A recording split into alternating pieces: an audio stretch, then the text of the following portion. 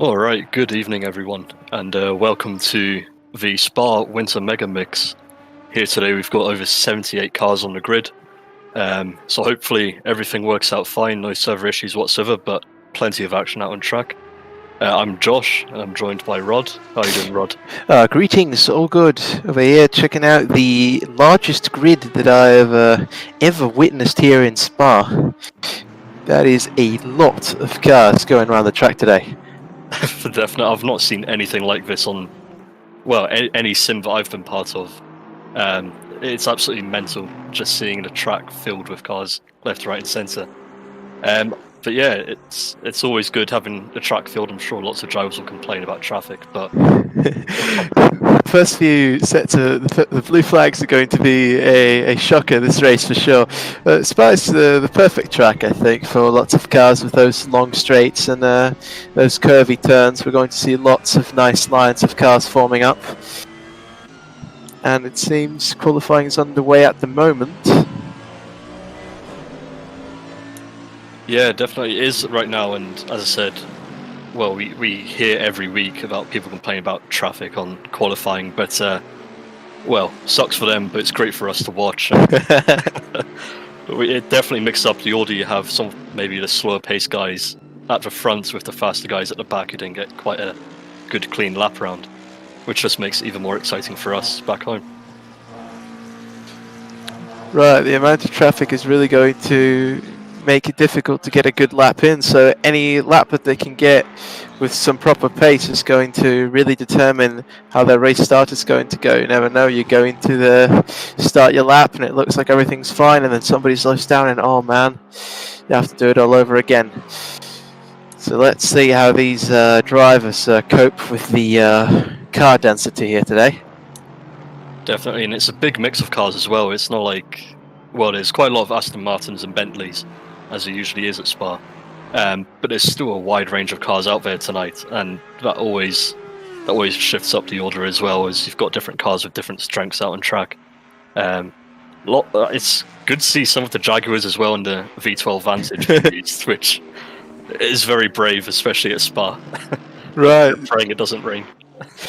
Especially at Spa, where car choice and especially setup is crucial in order to win. These, well, I wouldn't call them relics, they're still quite modern cars, but definitely compared to something like the newest Mercedes or Ferrari, could be at a slight disadvantage in terms of setup, etc. But we will see what strategies they've got in store for us with these, let's say, wild card car picks.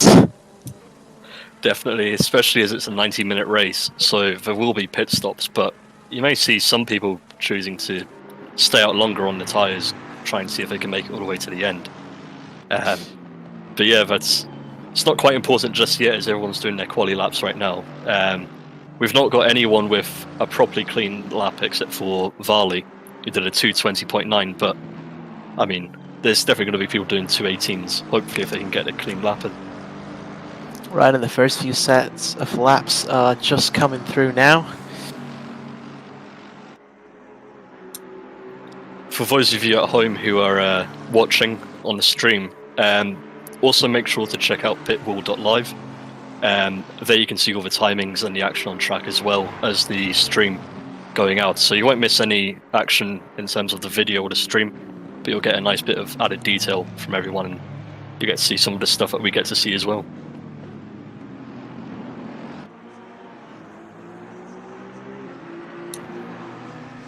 But yeah, so what do you think about going through Eau Rouge with 80 cars? I think there's currently 62 cars on the track at the moment going through qualifying, with numbers picking up as we go through quali. But still, I've been in public lobbies with 20, 30 cars, and it's an absolute mess. But double that, and it just seems like trouble's being asked for, doesn't it?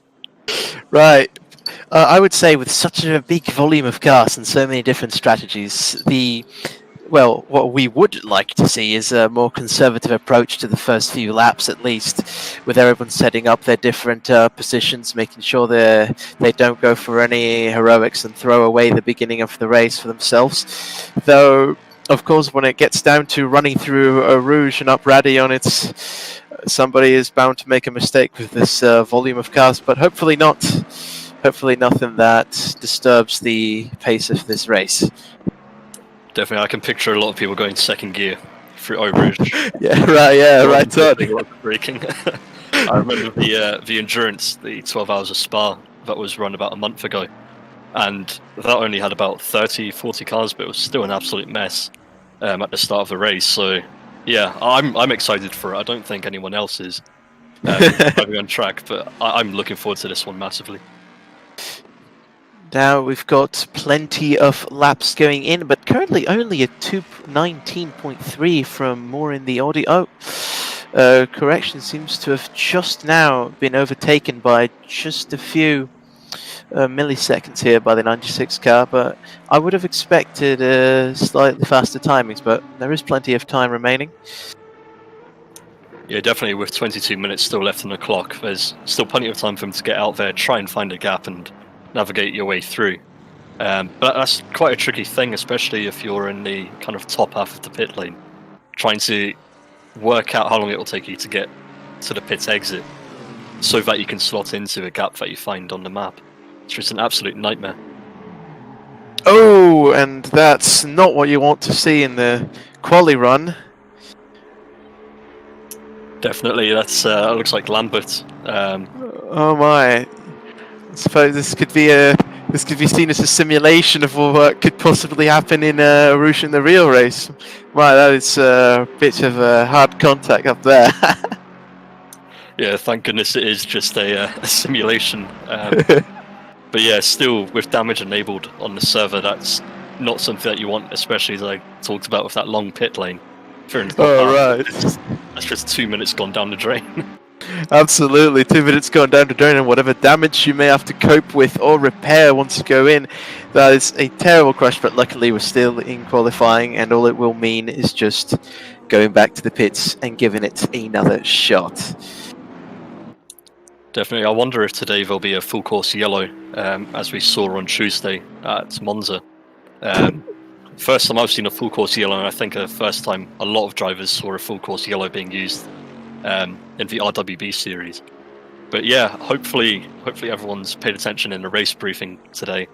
That'll be taking place in about 20 minutes at the end of qualifying. But yeah,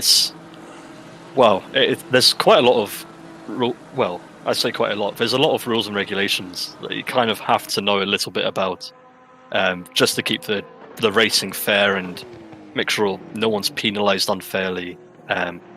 So yeah, it's kind of like the real world in a way, but instead you're just sitting at home, maybe with a nice bottle of beer next to you, in the comfort of your nice heated or air-conditioned room. But yeah, it's really good fun. This I've probably enjoyed the Spa races in the past, but I'm quite glad I'm sitting out this one.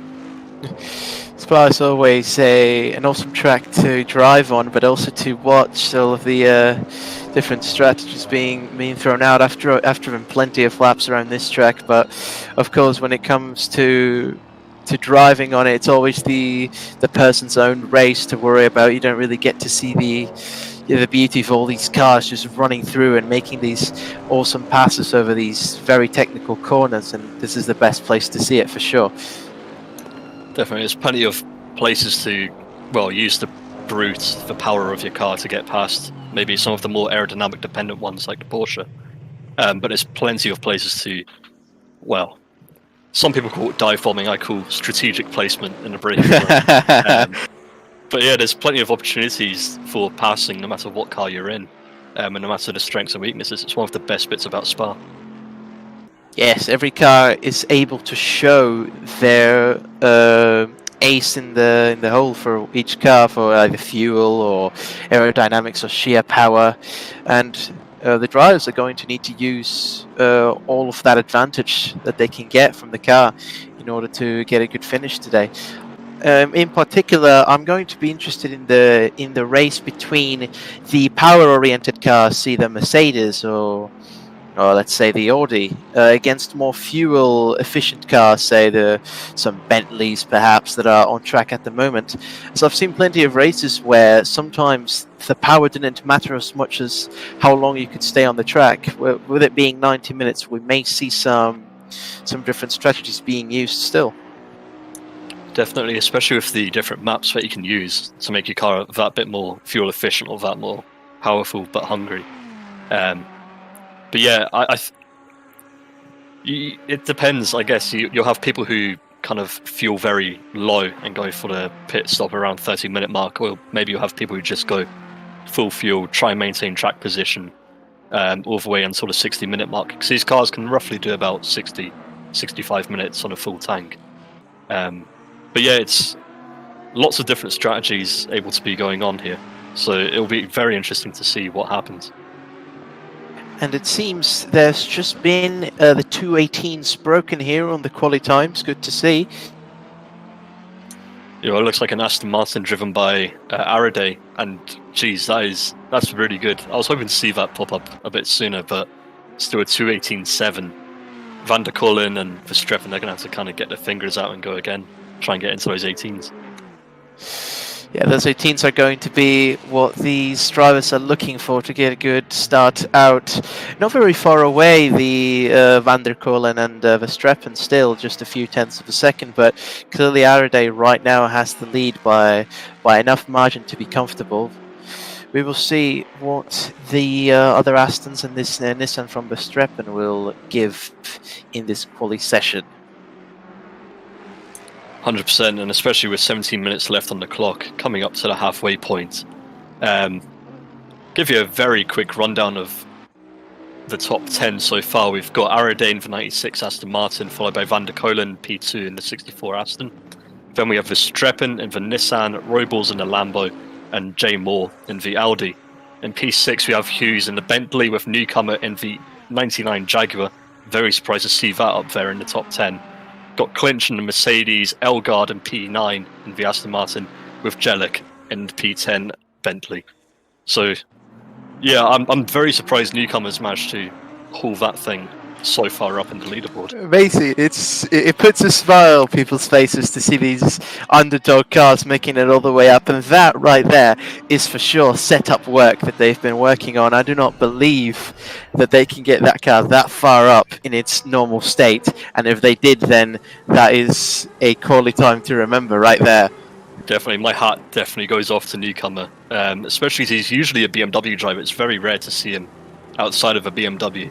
So to see him in the Jag and managing to haul it up into P7, that's just mind-blowing to me. I've no idea how he's done that. Yeah, and absolutely a big surprise in this session today was not as surprising to me as the domination at the moment of the top steps by the Aston Martin cars. These are just amazing platforms for setups, very comfortable to new drivers, and of course very adaptable. I've driven most of my laps in this sim in the Aston Martin, and it's a beauty in the wet, it's a beauty in the dry, as long as you don't upset the car and set it up pretty well for the track. And we can see that here with the Astons. I was expecting perhaps the Mercedes cars to overpower just in the straights, but it seems that is not the case at the moment. Definitely. We've been asked in the chat as well by Crawford who the highest place McLaren is, and that's Hauser in P15 with a 2-minute 19.9. So yeah, if anyone's watching and they have any questions or comments, definitely drop them in the chat, and well, we'll read them and get to you, because it's a 90-minute race. It's quite long, so hopefully we don't run out of content and there's plenty of action going on, but we'll definitely get to your comments and questions as they pop up. Right on.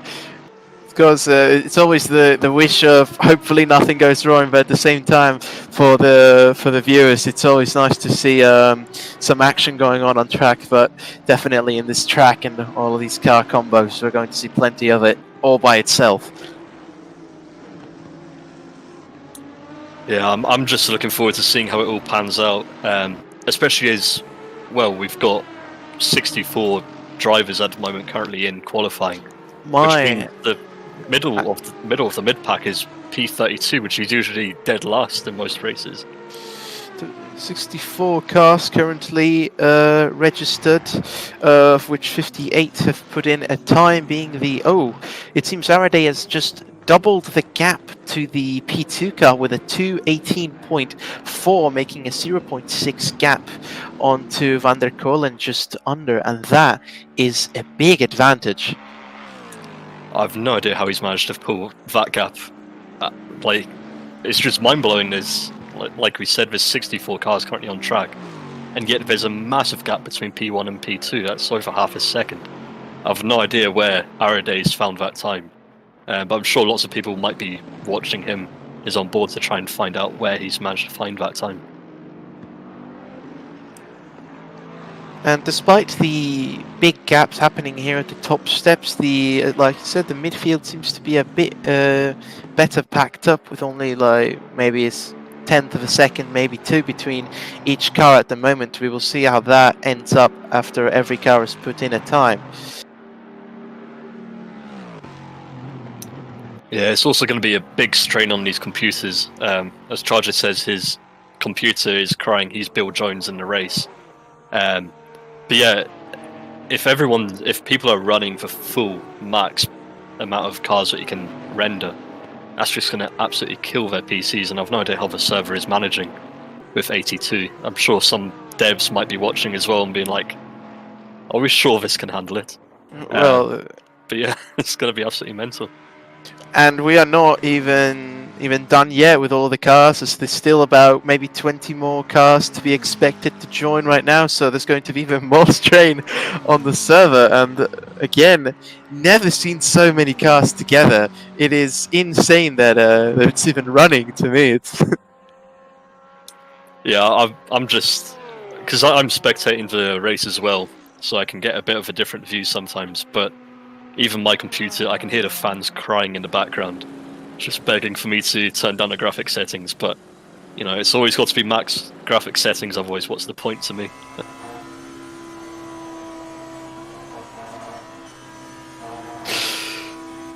And through the line goes Jelinek, currently P17 in that Bentley. Nothing of particular note here at the top, still with that big gap, and we're just seeing lots of midfield battles going on right now, shuffling the different P10 to P20 positions. Oh, and that's just seen it now. Honda has just gone P1, 0.02 seconds faster than Araday. Right. Oh my goodness! And that is a car that I did not expect. Definitely not. That's out of nowhere. And that is the 97 car from Schuller, who's just put in a 2:18.3 in a Honda, beating out our previous pole sitter. And the Aston, I would say, like as I said before, is big, loves to be set up properly, and then it's a beauty to race. The Honda, I personally hold a grudge to it due to previous bad experiences, but I wouldn't say it's the car to be up there. But then it is. It's even before the race, we're already getting all of these surprises with the Jaguars getting up there, and now this Honda currently in P1. Yeah, I share your disdain for it as well. I'm not a fan of the Honda whatsoever. But yeah, it's just, I don't know how Schuller's managed to shift that thing all the way up into P1. It's just mental. But it looks like Araday still has plenty of time to try and fight back, and even for some of the other people to try and take a stab at getting pole position. Absolutely, we're yet to see the closing stages of this qualifying, and with all that we've seen so far, I could expect anything to get up there at this point.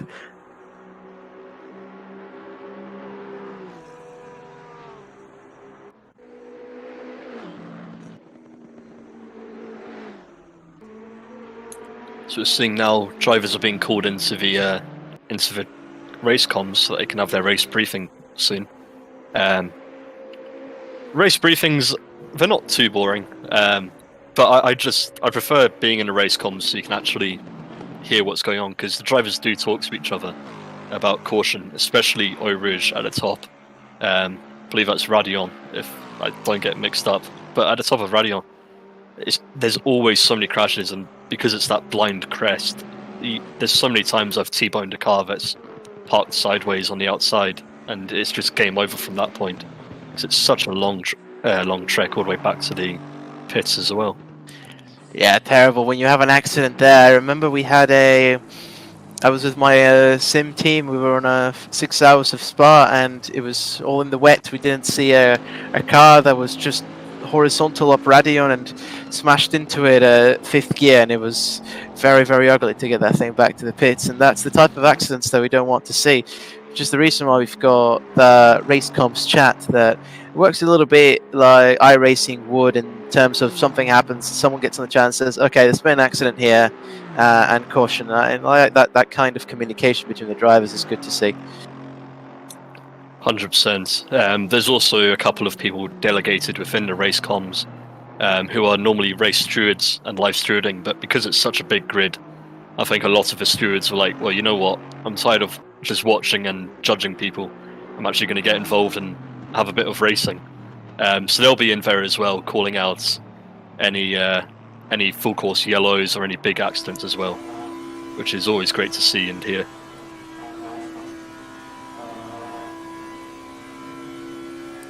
Entering now the final 7 minutes of this qualifying, and no major change.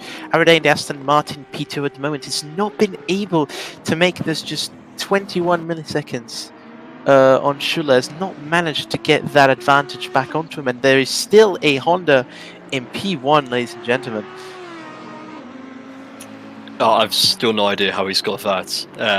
According to the sector timings, Araday is miles faster than Schuller in Sector 2. He's managing to get 0.6 seconds faster than Schuller in Sector 2, which is an enormous margin, but then he just drops it in Sector 1 and Sector 3, so he just needs to break that tiny bit later in Sector 1, maybe push it a bit more in Sector 3, and he'll easily get it. But it's always finding those last couple of milliseconds to just knock it down a bit. Knock down your times. Absolutely. I would say Araday is in a prime position to get P1 once again, especially in that second sector where there's so much advantage. The Aston Martin goes very easy on curbs, and we've got plenty of those here in Spa, especially in that second and third sector, so there is definitely time to be made. We will see if that time can be found. We've got a few slip-ups here on the track, a few yellows, but doesn't seem to have interrupted any of our timed laps happening at the moment. No, especially as we can see on screen every now and then, people treating this more like a race than a qualifying session at times. I guess with the track being packed, you don't get a massive gap, and it's so easy to catch up to maybe a slightly slower driver. And yeah, it's just sometimes being courteous and being like, well, you know what, I'm not actually gained that much time. I'm not going to make it in the final sector. I'll just back off a little bit and let them get some breathing room, and hopefully they'll finish the lap, go back to the pits, and I'll have a massive gap ahead of me to go out in. But yeah, it's just always that kind of gamble of, are they going to be courteous back to me later on?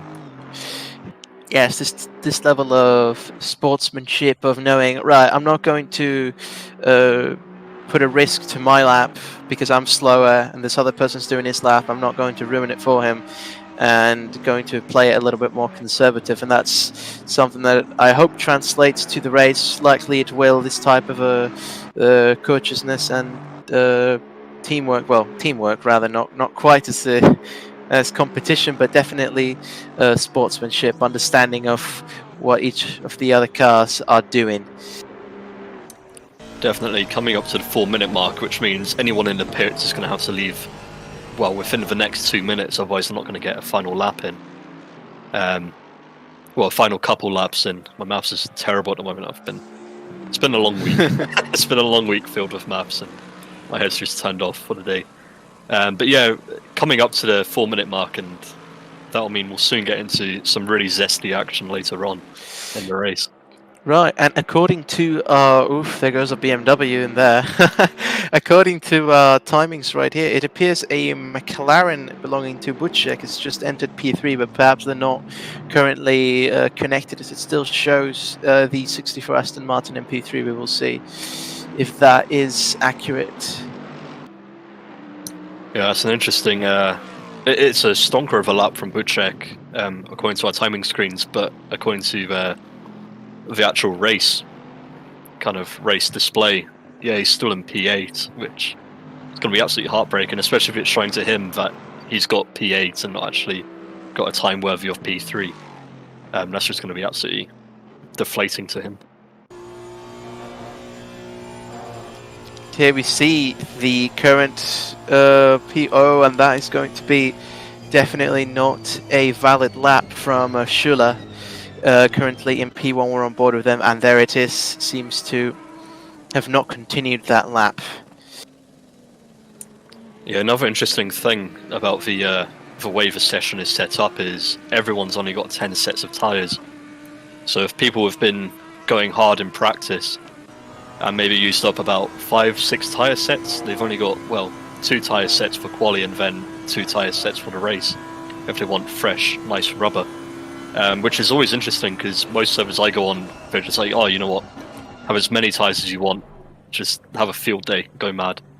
But now people are actually having to think about how many tyres they're going to be using. Right on. Pretty much all of the events that I've been to have had available all of the tyres that one would need to finish all of the different sections, the practice, qualifying, and maybe the whole race with absolutely no worries for tyres. But this 10 tyre set rule is going to mean that there is limited testing of how the tyres are going to work with different setups, or how many I can use in practice and need to save some for the race. And that is going to shake it up a little bit further. I like that change in particular compared to what we normally see. Say, for example, competition servers, 99 tyres are also available, I believe. Always plenty of time to test. Yeah, I'm definitely loving this new kind of way of having to plan out what you're going to be doing. It just makes everything so much more interesting, especially for us. And, watching people forget and then ending up starting a race on maybe like 20 lap old tyres that they used in practice. And on goes Jake Moore with a 2:18.6 into P3. It was just a gap of 2.25 to the leader. Yeah, that's dropped Butchek to P4, maybe P9. We're not 100% sure yet. But we'll give you a proper rundown. It's a lot of names, so I'll maybe give it a go if I'm feeling not too out of breath. I can give it a shot if so. We're entering the final minutes of qualifying right now, and this wall of positions that we've got right now may be our final one, with some changes. Still some timed laps going down in some sectors. We will see what final shuffles we will see in the middle ground of the lineup here. And off going to Eau Rouge. Still got a lap going for Jamie Ellis in the 228 Aston Martin, currently in P25. That tow right there is going to definitely help him out. And how will those few positions there in the 20s go down? We will see in these last few seconds of qualifying. It's so tight, especially if you look at P12 and P13, who've pretty much got the exact same time. Which is just mental because they've got different times in different sectors as well, so that's just absolutely mind-blowing to me. And the checkered flag is out for our qualifying session here, and we can see there's some cars are already deciding to move back into the pits. This is where I am staying in this position, and once happy with their position, off they go. Brendel in the 331 Ferrari entering P8, maintaining that pretty good position to start with, especially in a long race. Yeah, definitely. We've still got a couple cars on track. We've got Hauser, Varley, who's in the V12 Vantage. I believe he's the only one in it as well, which I absolutely love. It sounds absolutely horrifying, that car. But Lambert, Foley, and Petsas are still out on track, giving some more goes as they go around the track to try and push that little bit extra.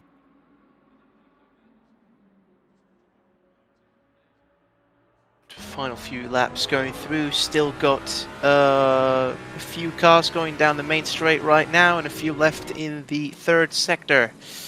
And what will that be for Foley? And it seems Foley in the 54 Jaguar, another Jaguar it seems, enters P21, and they'll be happy with that one for the looks of it. Back they go into the pits, and let's see what these last few cars running through the main straight will give us.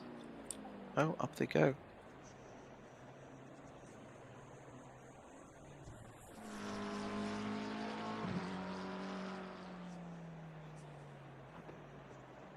That's the final car crossing the line now of Orr in the 710 Lamborghini, and he does improve from P25 to P18. So that's qualifying over. They'll now be having their race comms, having a cheeky briefing to try and make sure everyone's on the same page. And for now, this for those that are looking at the pit wall live at the moment, that is our qualifying standings for the moment, and that is a mouthful of cars. 62 cars have put in a time so far. I'm not sure if I'll have enough lungs to get all these names out. If you get to 31, I'll swap over with 32. Right, all right, right on. According to Pitwall Live, we've got in P1 pole position, we've got the 97 Honda of Schiller, P2, just followed by Araday in the Aston Martin. Third, Jake Moore in the Audi. We've got Bushek in P4 with that McLaren. Van der Kolen centered P5. Newcomer in the Jaguar into P6, and it seems the briefing's just been removed. One moment. I was just reading through those. That's them now in the race session now, with 2 minutes 40 for them to finalise their setups. Where did we get up to? We got up to Buchek, didn't we? Yeah, we got up to Buchek in P10 with the McLaren. Verstappen in P11 in the Nissan. Hughes P12 in the 7 Bentley. Howell P13 in this Aston Martin. Clinch in the 420 Mercedes in P14. Notenboom 88 Mercedes in P15. Skull P16 in the Aston Martin. Jelinek 482 Bentley enters P17. DOR in the Lamborghini enters P18. Elgard, number 98 Aston Martin, enters P19. Hauser in the McLaren, P20. Trambom in the 805 Bentley enters P21. Van der Vaart, P22. James Foley in another Jaguar, P23. Kruger, P24. Voodoo 728 McLaren enters P25. Jamie Ellis 26th. Barnett in the Audi 27th. Varley in the 62 Aston 28th. And to round up our first 31, we've got Sang in the Aston in 29th. Allegria in the Lexus in the 30th. And Ivan Lambert in the 421 McLaren. Well, I'm going to absolutely speed run from P32 onwards. We've got Simon Bennett in the number 12 Aston, and P33 it's Martinus Stein. P34 is Martin Schaefer. All three of those are in the Aston Martins. In P35 we've got Joan in the BMW, followed by Barnett and Aguris, both in the Porsches. In P38 we have Sandu in the Bentley, followed by Da and Petsas, both in the Ferrari. In P41 we have Eugenie in the BMW, Haig in the number 72 Mercedes, and in P43 we have Tribeck in the Bentley. P44 and 45 are the Ferraris of Romero and Gooch. In P46 we have Mad Al in the Mercedes, followed by Banks in the Nissan, with Flack in the number 4 in the P48 in the BMW. FX UK is in number 4 is in P49. Gooch again is in P50 somehow. De Vries in 51 in 51st position. Denise in 52. Horgan in 53. In 54 we have Shribosa, Meko in P55, Palachi in P56, Jones in P57, Baldetto in P58, all 4 of those are in the Ferraris, Badowski in P59, Barraclough in P60, Camaletto in P61, and to round it off, we have Pater and Burley, both of those in P62 and 63 respectively, as we now head on down for the start of the race. Right, and that is rapid fire and perfect timing, because we are now entering our formation lap just then, and now all of the cars are on the way, and my, that is a line. It is good to see also in the grid some familiar names as well racing here today, and we're going to be treated with a very interesting starting grid with those Hondas and that Jaguar moving up. We will see how those fare in the start, and seems some are taking a bit creative rallycross lines into the first corner there in the formation. Luckily everyone seems to have got through Radion quite fine in the first 30. I'll still keep an eye out. Oh, and off goes somebody in the formation lap. They have just crashed out of Radion. Oh my, that is a big one. But it looks like Trebosa in the number 4 Mercedes, he's now back in the pits with Denise. Oh, that is painful. How could that have happened, especially in the formation lap? That's absolutely gutting. But yeah, now I believe it's green flag for them. I don't think they could be asked doing a whole race, a formation lap around the entire thing. But that is no green flag for them. That is terrible. You've got all the preparation, you've done all the setup, you've got the qualifying done, and you're ready to get yourself into some nice racing, and you just don't get it. You just instantly crash. That must be gutting. What a shame. But it's absolutely disappointing for them. There's still so much action going on. We've still got Schuler in the lead with Araday and Van der Kolen very close behind the 2 Astons in P2 and 3. But it's a very nice train at the front. But as we can see, it's an absolute mess going through into Sector 2. Just absolute mayhem going through Les Fans. It seems currently we are in the P39 car, number 72, and we've got some very, very tight moves going on here at the back side of the standings here, and that is a bit of off-track action as well. And again, not very major changes here at the top just yet, but again, just first few corners, got plenty to go. Well, that's so brave from Samuel Flack going down the inside through Blanchimont. Absolutely brave. I was just going to mention that. That is a move, especially so early. It's not usual to see aggressive moves, but there it is. There you have it from Flack. Absolutely brilliant stuff from him. Further on up in the field, we've still got Schuler in P1. He's got a very nice gap to Araday in P2. But Van der Kolen and Araday, they're still battling it out, trying to make up some moves. But not very much has changed. Newcomer is now in P6 in that Jag. No idea how he's managed to make up any positions with that thing. I thought he'd be falling down the order. But that's not what you want to see at the top of Radion. Oh my goodness. And it seems only the first car itself has been affected by that. It seems like quick reactions from the rest of the grid has prevented anything else to develop from that, but oh my. There is definitely some oil or something up in Radion. We've already got a few accidents going there.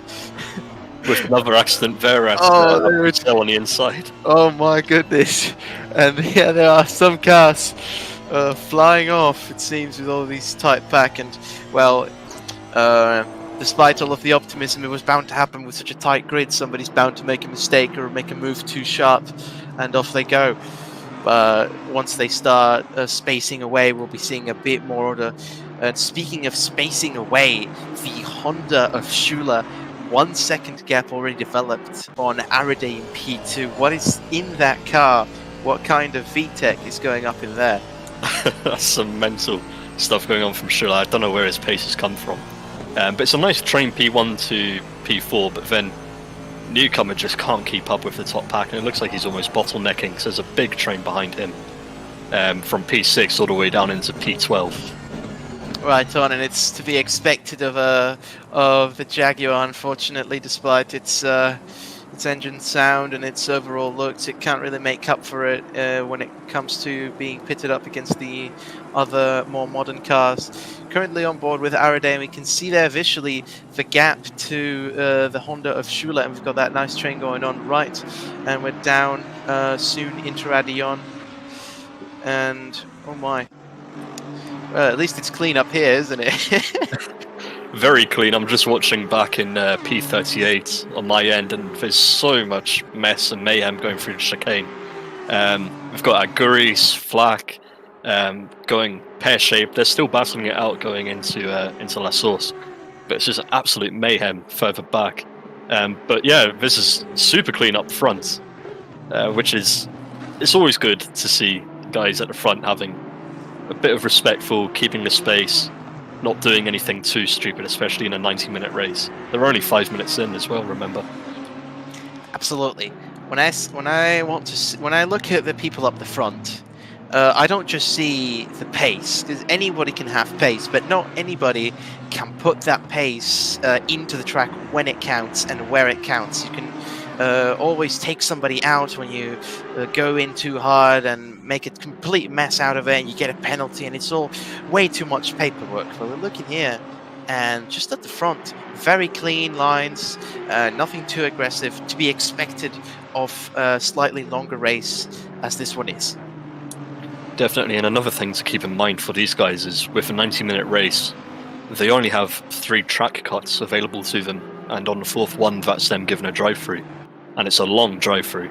Oh yes. It's so long. But they are coming, P1 is approaching a back marker, I believe, of Shriabusa, who's just going through Blanchimont now. So that's something we did expect with the back markers, but not quite this early.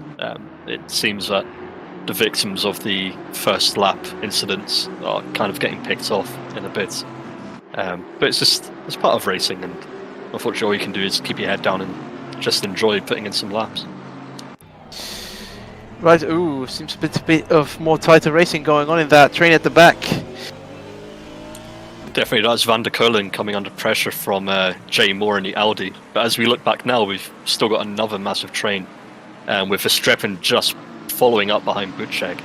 And Buchek's going to feel that, because Buchek is in the old version McLaren as well. So that's with the old aero, the slightly downgraded engine compared to the 720S. And that Nissan just shifts on the straight as well. Especially with that, with the slipstream and the tow being given to him as they go up through Eau Rouge and up to Radion. And he's gonna have so much power on the Kemmel Street. But he's through. Brilliant stuff, but as we can see, Buchek is now coming under pressure from Raphael Lemke, and geez, getting overtaken is never fun, but you just have to kind of get your head back on and get back to it as fast as you can. As you're seeing some slight technical glitches.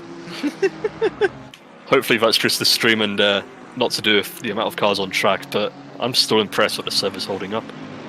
Oh yes, even with the slightly less amount of cars than expected, this is still big race, big amount of cars. So absolutely, if I was in there racing, I would probably the graphics would likely look like a Game Boy Color, but little more. Yeah, definitely. On my old computer, it would definitely look like Donkey Kong more than anything else. Absolutely. Yeah, that's my PC right there for sure. We've got Josh Snyder in the chat cheering on Martin Pater. I'll try and tell you now if I can find Martin Pater, what his position is. But yeah, definitely, like, cheer on your lads, cheer on your teammates. Maybe. I found Martin Pater currently in that's the 48 Aston Martin, currently in P54 according to Pitwall.live. Oh, that's unfortunate. But yeah, if you guys want to check out where your teammate, your buddies are, definitely check out Pitwall.live. And you'll be able to see all the positions of where all your buddies are and who they're going to take on. As we now jump back on board with Raphael Lemke, still trying to fight Buchek. Trying to see myself where all of these messages are being sent. It's just on the YouTube chat. And right on. Just having a look at the Twitch one myself. That's where I am at. Not as much traffic going through. Right there. I was wondering. Oh, I'm probably missing something. And yes, seems to be that way. Oh, hang on a second. It seems that the Honda's no longer there. No, the Honda's not. Araday is now in P1. What's happened? And I've no idea where Schuler is. Oh my goodness! And Schuler is just dropping down the places. P52, and he's not moving from the track. And it seems right on the straight, right before Arush and Radion, they're completely stopped. Something's happened for sure. And not exactly even in the pits at the moment. Oh, as we see lots of cars flying off. Well, I see the cars flying off up at Eau Rouge. So it looks like there was an issue on Eau Rouge and the Kemmel Strait as well. But that's just unfortunate to see. Surely he was having an absolute stonker of a race. Right. And one could only wonder what happened just there. They totally had that. I'm being told by Kevin Shepherd that Schuler has now dropped out of the race, which is massively unfortunate. My! It's been an incident or something. Yeah, definitely something going there. My. And to make matters worse for the top guys, number P2 man Van der Kolen has just been given a drive-through. For track limits. So track limits falling apart for the top so early. My goodness! I mean, we were just mentioning all of this clean racing stuff. Well, of course, there have been no major accidents and no contact, but also need to keep in mind you have to stay inside of the track while giving all of that pace. And it seems the 64 Astons that advice is falling on deaf ears. We've got to drive through with barely not down the first 15 minutes of the race down. Oh my! It's just so unfortunate for everyone. Well, it's great news for Araday, who will now absolutely, 2 seconds ahead of Jay Moore when Van der Kolen eventually pits. But it's just absolutely mental. I guess the commentator's curse kind of. But, at least it's good news for Araday so far. When it comes to a very long endurance race, say 6 hours, 12 hours, getting a drive-through for track limits with the way competition is set up, there's only 4 chances you get, or well, 3 before you get a drive-through, and it's almost bound to happen. And it's somewhat easy to recover. Of course, you lose some of that gap, but it's not that big of a deal. But here, when you've only got 90 minutes to make the move work and keep your position up, a drive-through is just lethal for recovering. We might see a recovery drive happening from that, but for now, they're just going to make the walk of shame through, I believe, the longest pit in this GT3 calendar the Competizione is offering. Oh yeah, it's such a long pit as well. Of course, it supports so many cars, but with that comes at the cost of the massive. I think we calculated it was about 1 minute 30, 1 minute 40 drive-through. Oh, what so it's just absolutely gut-taking, and you can't do anything. You're just sat there. Yeah.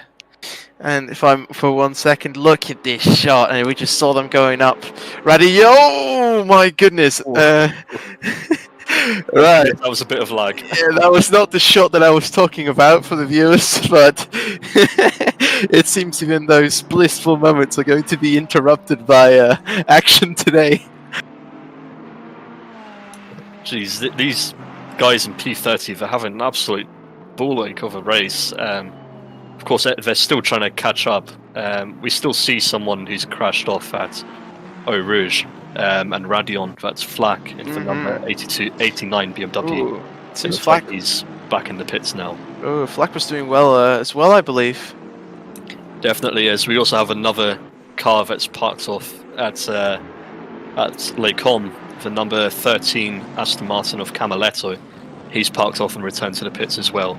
Wow, hoping these guys aren't retiring, because there's still plenty of action for them, especially for the amount of people getting drive-throughs. That's a lot of problems. That is a ton of issues, either from damage or perhaps connection or some other sort of failure developing for a lot of drivers at the moment. And well, despite predicting a semi-clean race, we've still got a few Ferrari airlines going off the air, taking off down Eau Rouge, and we've still got some bowling alley moments down in the back straight, but it seems to have all calmed down now. Yeah, who knew that the first lap would be the cleanest lap of the race so far? Yeah, it's ironic that the first lap had the least accidents at the moment. Definitely, as we just saw 3 trying to go into 1 there at the source. Still battling it out, 3 of them going down. Oh, and that's a pit no. maneuver. Oh, that's not. Oh, could that be? No, Rouge. but what is? Oh, that rejoin is not what you want to see, and that rejoin is going to cause a lot more damage than it should have. Just went off into the grass and right back into the car going up Eau Rouge. That is not what you want to see, especially in this kind of racing. I'm sure there's going to be someone complaining somewhere, yelling very loudly. So we just see the pit window now open, so it's open for 60 minutes, so drivers can pit in now. But I don't think we'll see anything for the next 15-20 minutes. But yeah, I can't believe we were just talking about how clean everything was, and then someone's just flipped the switch as we see someone else going off. Oh, another off the track. It's we've got a comment here from Josh Snyder. It says, "Where is our big friend in his pink car, number 47?" Well, my friend Van der Vaart currently in P15 in that 47 Aston Martin. So a good running so far from him. Definitely, as I think he's just made a position in P14. I think as well as he's passed. Oh yes, yes, that it has. So P14 right now, just updated. So we see another pink car going round for number 12, Aston, as he's desperately trying to chase down Varley. The backup's at the front. Our P2 man, Jay Moore, as I predicted, 2-second gap to Araday. Araday just has to kind of cruise round and just avoid trouble. But it's easier than it sounds, doesn't it? Oh yeah. When that Honda came up to Araday and snatched that pole position and just started getting such a huge gap, I was worried for Araday in that Aston. He had to get some serious pace going, or he could probably lose the lead for a very long time, maybe even for the whole race, giving up that P1. But after that unknown accident, Araday's just got to turn on the autopilot switch on and just have a beer in there, just let the car do its own thing. Definitely.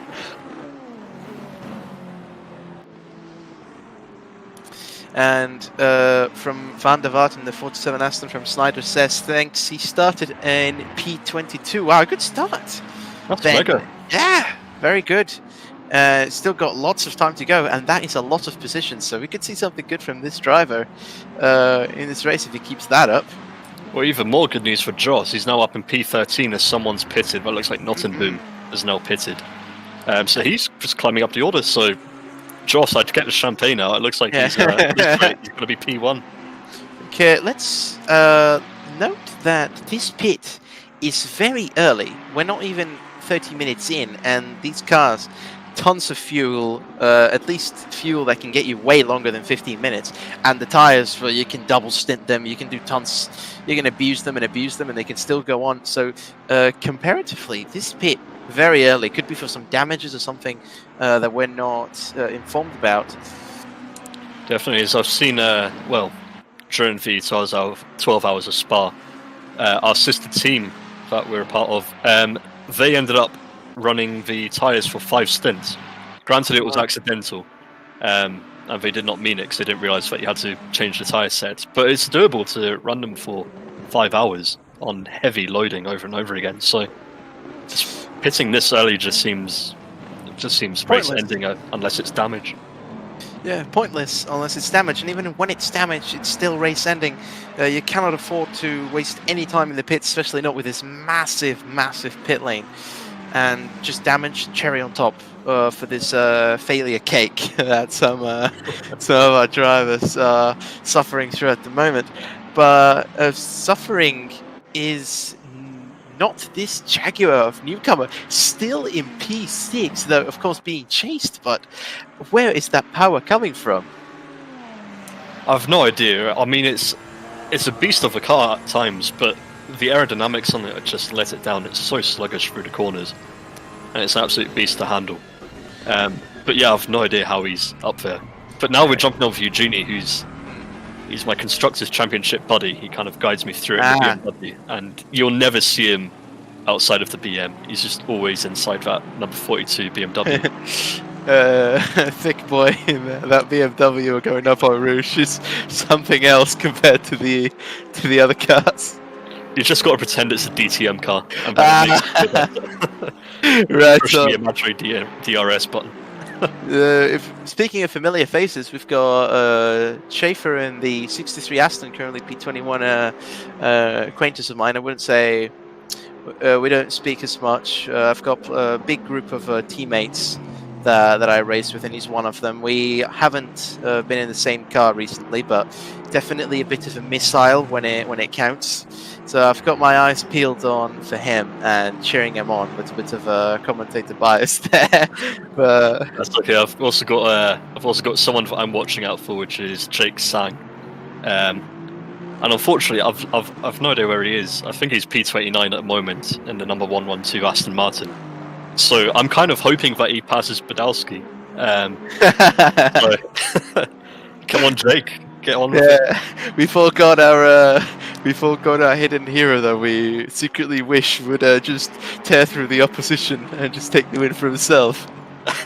Maybe if we talk more about Badalski, he'll get the commentator's curse, and my buddy Jake will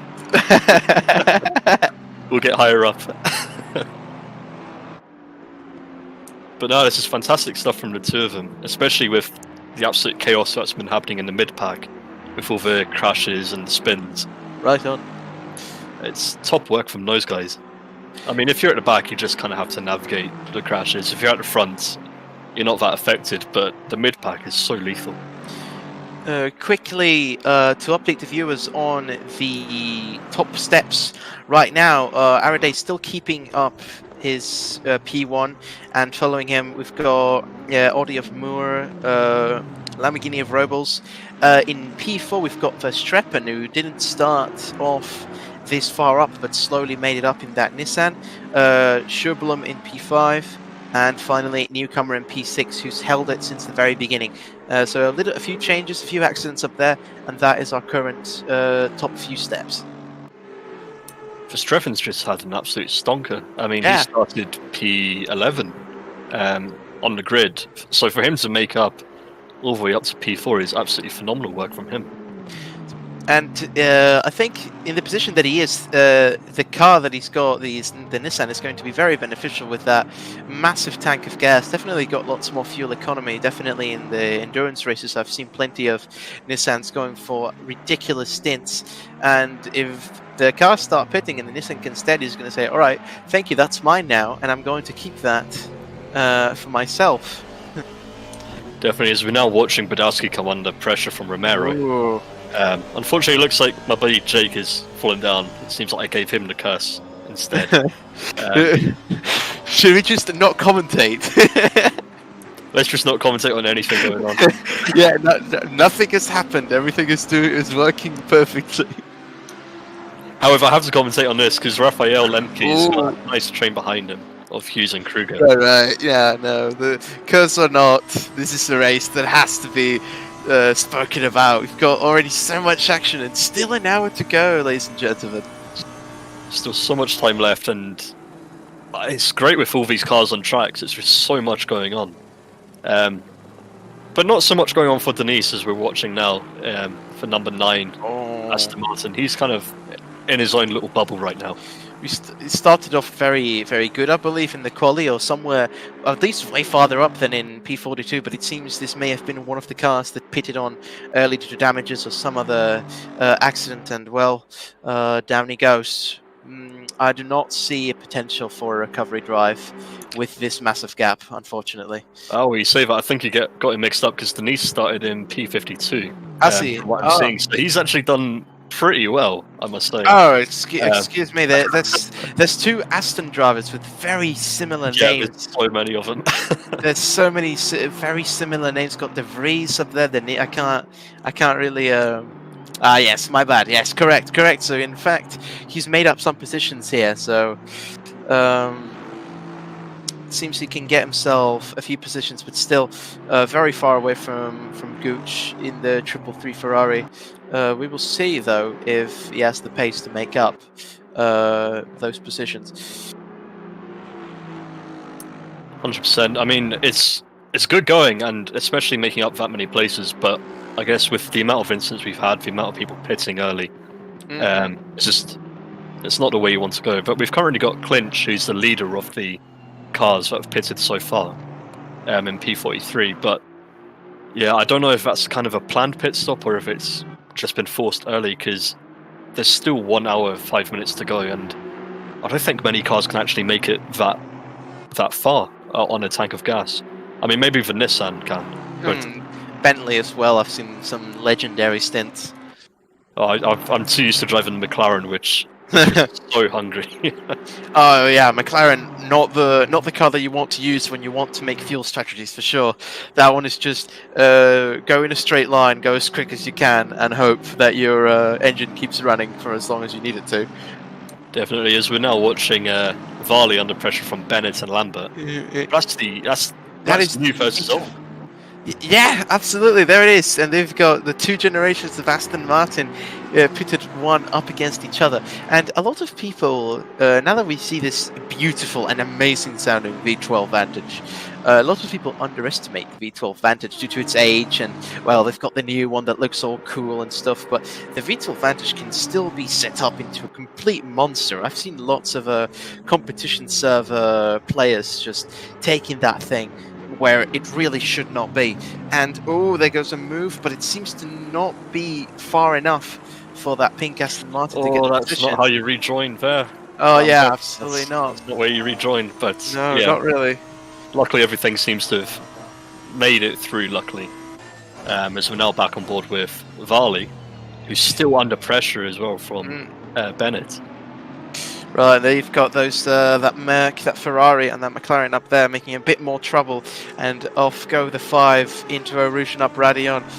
Could we see there's a bit of a gap developing between that pink Aston and that V12 up into the straight, but I think here is where the Aston at the rear is going to get some pace advantage and maybe even make a move. We can already see it catching up, getting that toe, but it won't be enough to make the overtake in this turn. Especially with Varley covering the inside. Oh yeah, that's a nice place to go for the positional braking maneuver, as I mentioned earlier. Yeah, yes.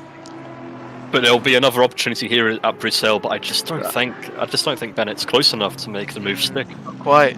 Yeah, it's in that corner you mentioned before with the special positioning, say the corner when you go, oh, where'd my brake go? I completely forgot where that pedal was. Yeah, especially in the McLaren.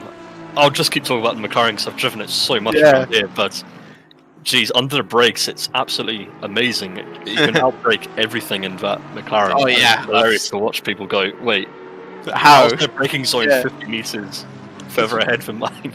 Yeah, I suppose we can label that corner as just amnesia corner, where everybody forgets how the car works and just sends it up straight.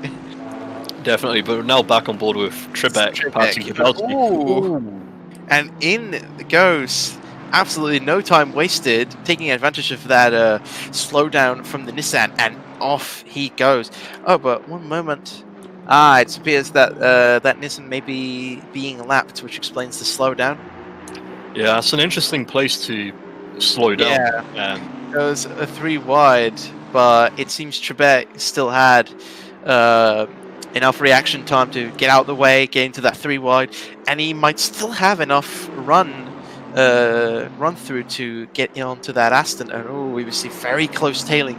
Could we see a dive happening into the chicane? I don't know, Badowski's doing very well to cover the inside. Oh, he is. Hopefully Trebek can take the more tighter line and get the run onto the main start-finish straight. But back on board with Lambert and Bennett. I've no idea where the Aston's gone. Where's the Aston gone?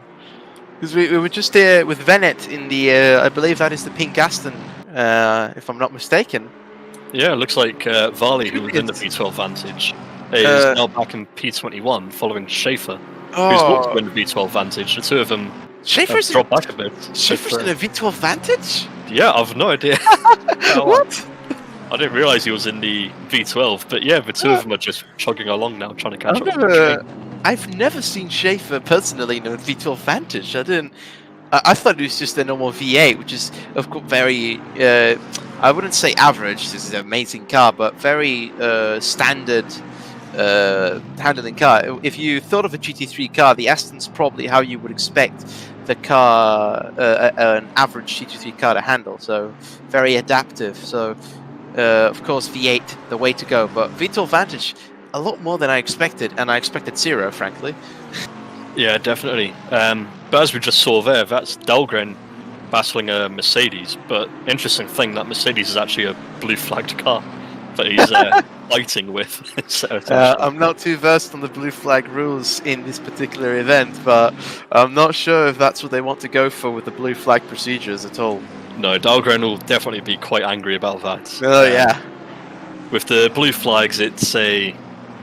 Normally, it's kind of it's a warning, you don't have to let someone by, but here they kind of expect the back market to be a bit more courteous than having a proper fight. But yeah, it's just the way it is, and if someone has a proper beef with someone, they'll chat it out afterwards. But yeah, as we see Newcomer getting past by boot check, that was very nice. I believe there was contact there. Well, I'm going to remain impartial because boot check, that was absolutely nice, and I really want to see that. Was there? The pass was amazing, but there was a shift from Newcomer's car that gave the perspective of potential contact. But if that was not contact, that was something. I don't think Newcomer was expecting that move there at La Source. But we'll see. We'll see if Newcomer can make a comeback. Maybe that'll infuriate him a bit and spur him on to make another move back at Buchek, kind of on equal terms of, you know what, you gave me a bash, I'm going to give you a bash next time. Hopefully nothing to car destroying or anything. Yeah, we don't see any rear wings flying off or pieces of bumper or maybe a cylinder shooting off into the distance. Hopefully not. Yeah, we don't condone full contact racing, but no, we do like rubbing as racing. That's kind of the appropriate level. Rubbing definitely is racing, but just a conservative amount of, alright, I'll give you a little love tap so I can get through here. A bit of a, you don't give me enough gap and I'll manage it myself. Risky, but in that case effective. Yeah, as we see Palacci in the number 51 Ferrari, currently on now. He's been given a drive-through for track limits, which is off goes. Super unfortunate there. But yeah, it is what it is, and you just gotta roll with the punches. Going to have to roll through it, yeah. I'd like to note, now that we have the standings in that P34 after P40, all of these Ferraris at the very back, and this new Evo Ferrari that has just been put out, personally, a disappointment performance-wise. We had a test for it in a different track, and we ran an endurance race with it. It was Imola, in fact, and a total disappointment performance-wise in comparison to the Mercedes, which had a way better prepared setup package and setup capabilities. Frankly, not surprised that so many Ferraris are at the back.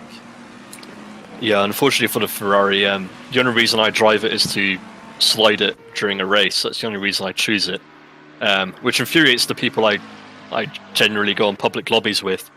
But I just absolutely love trying to drift the Ferrari because it's so understeery that you can just hold anything with it. But unfortunately, it's not fast at the moment. Back into the camera with Buchek making that gap on Newcomer larger and larger, and Schublum at the front slowly creeping up onto him. Now we're seeing some proper gaps developing. Now we're not looking at all of that lap 1 chaos and people right up next to each other. Now we're just going to see likely just a concurrent line of these awesome cars going through, and well, a few scraps here and there from Buchek, in fact, that we saw just a second ago. That was good to watch. Yeah, it was very good for us. I wonder if Newcomer's going to watch back the stream and go, you know what, I actually kind of want to see from an outside view of what happened.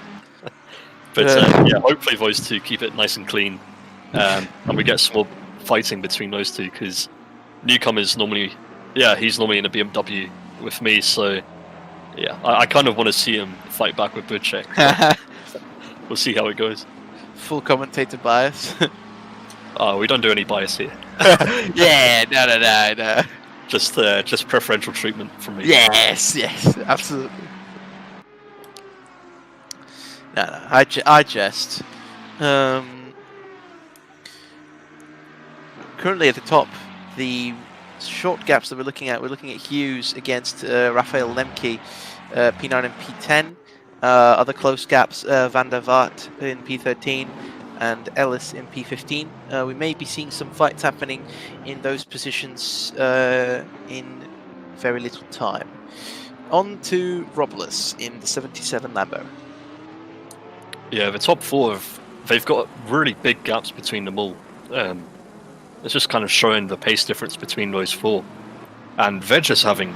There's no battles happening between those guys. Butchek's got a massive gap if he wants to try and get P5. I wonder if he will try the undercuts, but as personally from what I've seen in ACC, the undercut isn't maybe as strong as it can be in other leagues such as LMP racing or single seat racing. Yeah, I know what you mean. The power of the pits and just getting ahead of another and undercutting them and getting out of the pits, making that happen is not as crucial, I don't think, in this series as it would be, let's say, Formula 1, where we pit in this very precise moment and boom, we're ahead, nice. Especially not in Spa, where you've got basically M61 highway as a pit lane. Yeah, definitely. Yeah, especially as, well, these guys won't experience any pit stop blunders, as we saw from Mercedes, and with Russell and Bottas. Oh, man. Absolutely gutted, yeah. So angry, but yeah, I guess we'll see another time. But at the moment, Faraday, he doesn't seem like there's any sign of him having any blunders or anything like that. It's just hope he can keep it up. Well, in ACC, unlike in Formula 1, the only person responsible for putting on the wrong tires is the driver himself. So as long as they get the correct tire set on, we'll be fine. Unless Schaefer puts on tire set 5, should be all good. Definitely. Unfortunately, I've done that before, and as I said earlier, a couple of guys I raced with, they did that as well, and ended up doing 5 stints on their tires. But yeah, it is what it is, and I guess like if you're actually prepared ahead and you can make it work and get your pin, I guess the reward you get is you have a smoother pit stop, which is what you want. For sure. But yeah, currently on board with Barraclough as he's chasing down Petzaz, but still a hefty gap. It's for sure.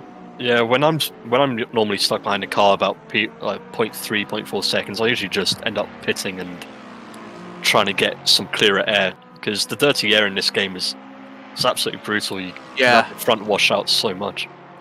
Ooh, this gap though is something's definitely happened, because that gap has just shortened very, very much, and now we could see a real run happening now that he's within the range of that tow, that Ferrari. Definitely. It looks like a Voodoo Child has had to retire as well, unfortunately. That's absolutely gutting. But Pixel Wreck is saying Schaefer is going to use tyre set 5 though. Yeah, to add some context there was an endurance race where multi-driver for each car, the pit stop strategy, tyre set 5 had previously been used in the race for a very long time, was basically not drivable, and they went for the pit stop once again, and unfortunately they forgot to change the tyres, so now we've got the inside joke of don't put on tyre set 5. That's so unlucky. Yeah, I also did the car personally. I was crashing another different Ferrari, but yeah, I've heard stories about that. Oh dear. But yeah, by still following Barraclough, he's making up a bunch of position. Well, he's made up a position because Van der Vaart in the 47 Aston, he's pitted. But watching Bill Jones in his Golf liveried Ferrari, awesome. Absolutely beautiful to see real world liveries being translated onto different cars. At least it's a bit more imaginative than Yeah. Billsley with his, questionable colour scheme. I really like seeing all of these different paints. It's most of the commenting is done on the cars. You see V12 Vantage, it's awesome, and you see the McLarens and their lines. But you also have to take a look at the paints, because a lot of drivers that I know really put some serious work into their liveries, into making themselves look fast and look good. Yeah, I mean, Racing Stripes add an extra 50 horsepower to your car. Everyone knows that. Absolutely, a good livery can give you up to a 50 horsepower boost on the straights, and that is massive. So obviously, if you want performance, working on your livery, very important. Definitely. So watching Brendel now, he's still trying to chase Newcomer. I've got a comment from another one of my fellow drivers, Scrimpy, that says the incident of Chafer's tyre set 5, it wasn't any endurance race, it was the RWB 12 hours of Spa where that happened, in fact. Oh, interesting, because I was racing in that as well, and yeah, we had my team we thought we were prepared, but I guess you can't ever be truly prepared for what's Spa. happening. Yeah, you can never truly be prepared. We had a spreadsheet filled out with all the tyre pressures for different track temps, and unfortunately we misread we just misread the spreadsheet and accidentally sent out one of our guys with an extra 2 psi on every corner of the car. And he was like, "Oh, can I pit?" And we're like, "Nah, it's your problem. Just go out. You're out there for an hour. Good luck." Oh, that's just mean. Yeah, it didn't help that we were taking the piss out of him as well for doing 227s over and over again, and our normal pace was about 220, so we're just... Yeah, he was quite angry at that, but... that's not the team spirit. Well, it is what it is, and Sim Racing Dad says, "Hi, commentators and people in chat." So, hello, greetings, welcome. Hope you stick around, watch some good racing. Also a few questionable situations of a Rouge. Definitely. But yeah, if you are joining us, the standings as it is at the moment for the top 10 is Araday in for 96 Aston Martin, Jay Moore in the number 3 Audi, and Verstappen in the number 23 Nissan. I believe Verstappen's made up a couple of places there. Joe Blon is now in P4 in the Lexus, Robles in P5, Buchek in P6, and that dated McLaren. If I may for a second, and there we've got the camera on Verstappen and Moore, and what is that? Is side by side. It looked on a Rouge, but not quite to radio. That's off track for Moore for sure. We saw that, but it seems to just power through it, defending that position at all costs. That Nissan is flying at the moment.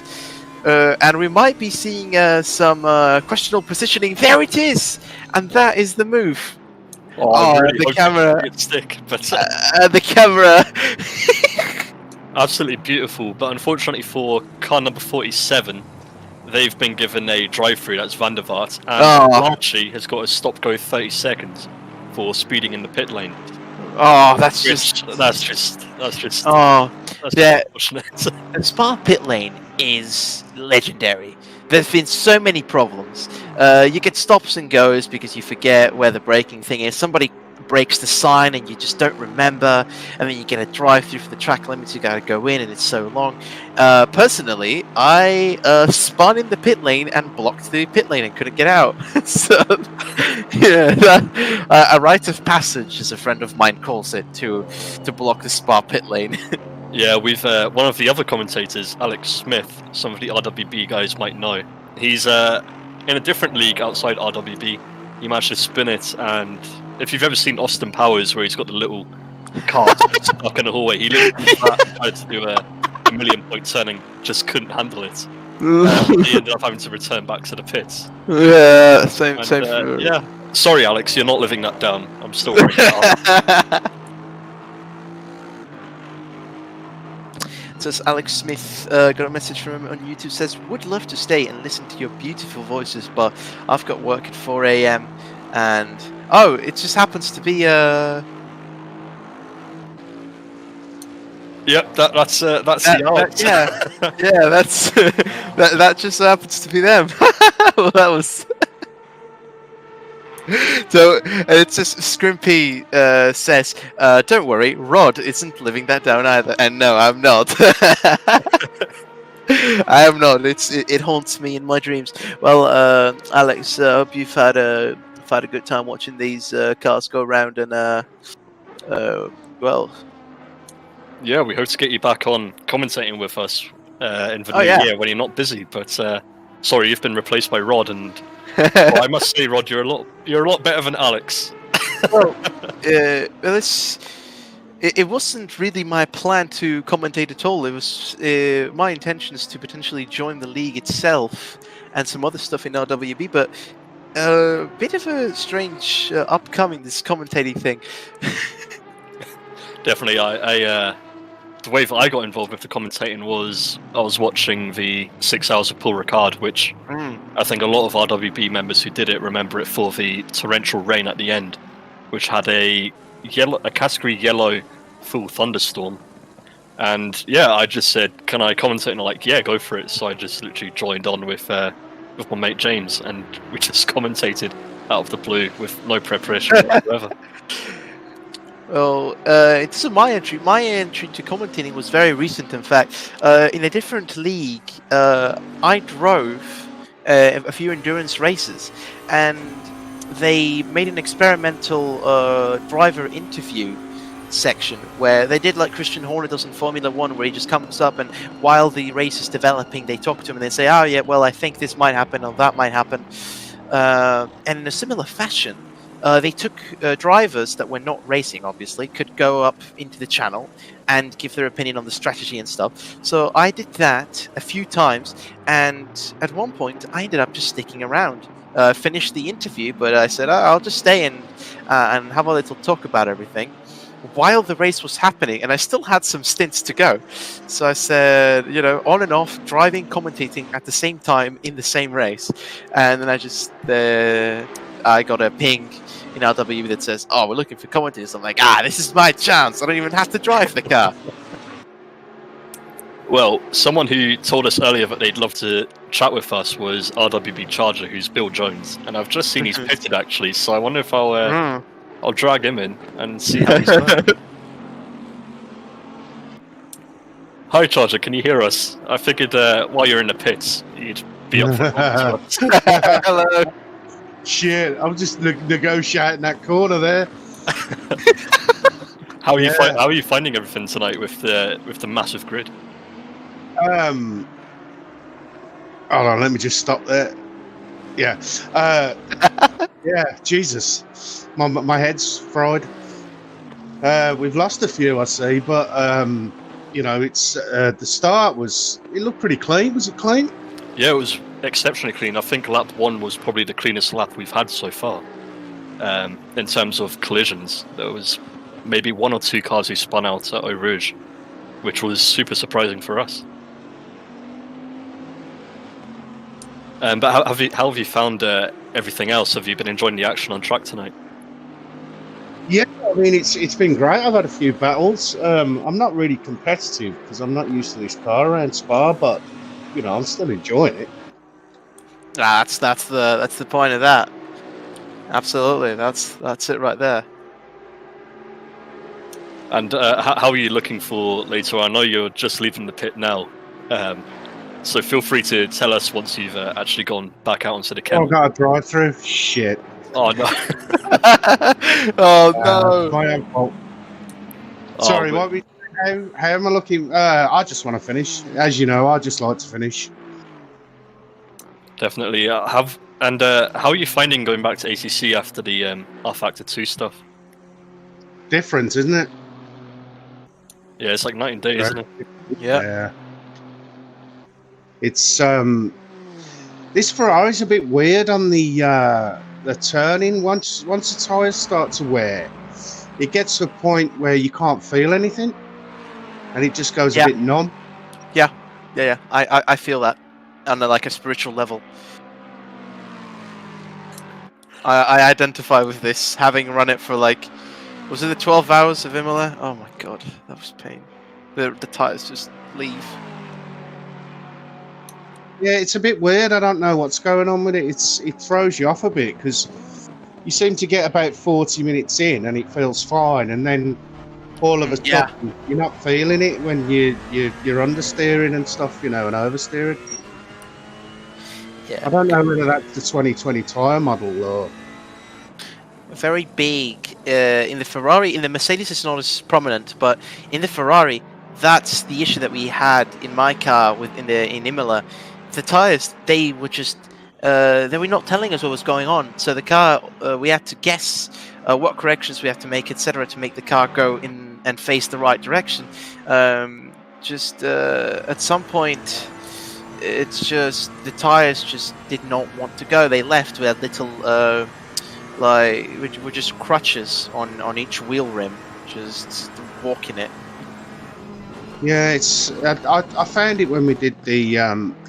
Hold on. That's Charger navigating the chicane. When we were doing the Silverstone wet race, but I think everyone was suffering with that because the tyres were overheating. So I just put it down to that. But there's definitely something funny going on. Yeah, definitely. But we'll let you crack on because Spa requires a fair amount of concentration.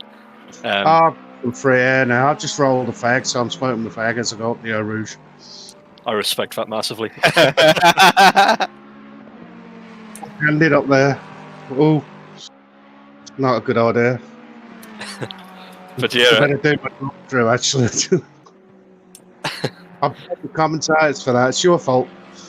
Oh, you can't blame us for everything, Charger. Yeah. I don't know. It's my fault. I think the rear wheels are across the line and they're not. Oh, it's gotten. But good luck with the rest of your race. Yeah. Yeah, absolutely. And enjoy your cig. Cheers. Right on. Concluding our driver driving kidnapping. Bit of an update on the race and some of comments that we've received. First, the comments. Josh Snyder says probably Van der Vaart has problems with his pedals. Has this a lot of times with the races with driver swaps. He loses his FFV and has issues with his pedals, etc. And that is not good news. But that's for the people that say that sim racing doesn't have mechanical failures. Refer to Verstappen breaking his brake pedal in iRacing. Yeah, one of my mates, he's got those fancy hydraulic brake pedals on his sim, and it started leaking partway through a race. So he was just losing brake pressure the more times he pressed it. So you do get mechanical problems, and I remember watching. Was it Verstappen? I think there was another guy in the iRacing 24 Hours of Le Mans where he ended up changing his entire rig and basically the entire rig out steering wheel. Imagine he's got the 5,000 euro sim rig with everything, with the chair and everything, and then it just breaks and he's just time to break out the G29. Yeah, that's so good, and I absolutely hate the G29 for passion after getting a Thrustmaster. I used to refuse buying a Thrustmaster. I was like, I'd never change them to the G29 because I don't see the point, and now whenever I get it back, it's just I just hate with shudders. Yeah, I've only got the G29 on hand at the moment. If I buy a Thrustmaster, I don't know where I'll put the G29. Maybe out the window, but no space at the moment. And of course, it's not all about the wheels, about the driver, and I'm not that great a driver. So first the pace, then I'll get a better wheel. Comment from Scrimpy that says, tyres leaving is better than the whole car leaving, especially at Imola. Well, unfortunately, in our case, both the car and the tyres left, though at different intervals. Definitely, yes. It's not the scenario you want, but yeah, unfortunately, it's a scenario that happens. Interesting thing though, the Araday is still going. Yeah. Without pitting. Yeah. It's what we said.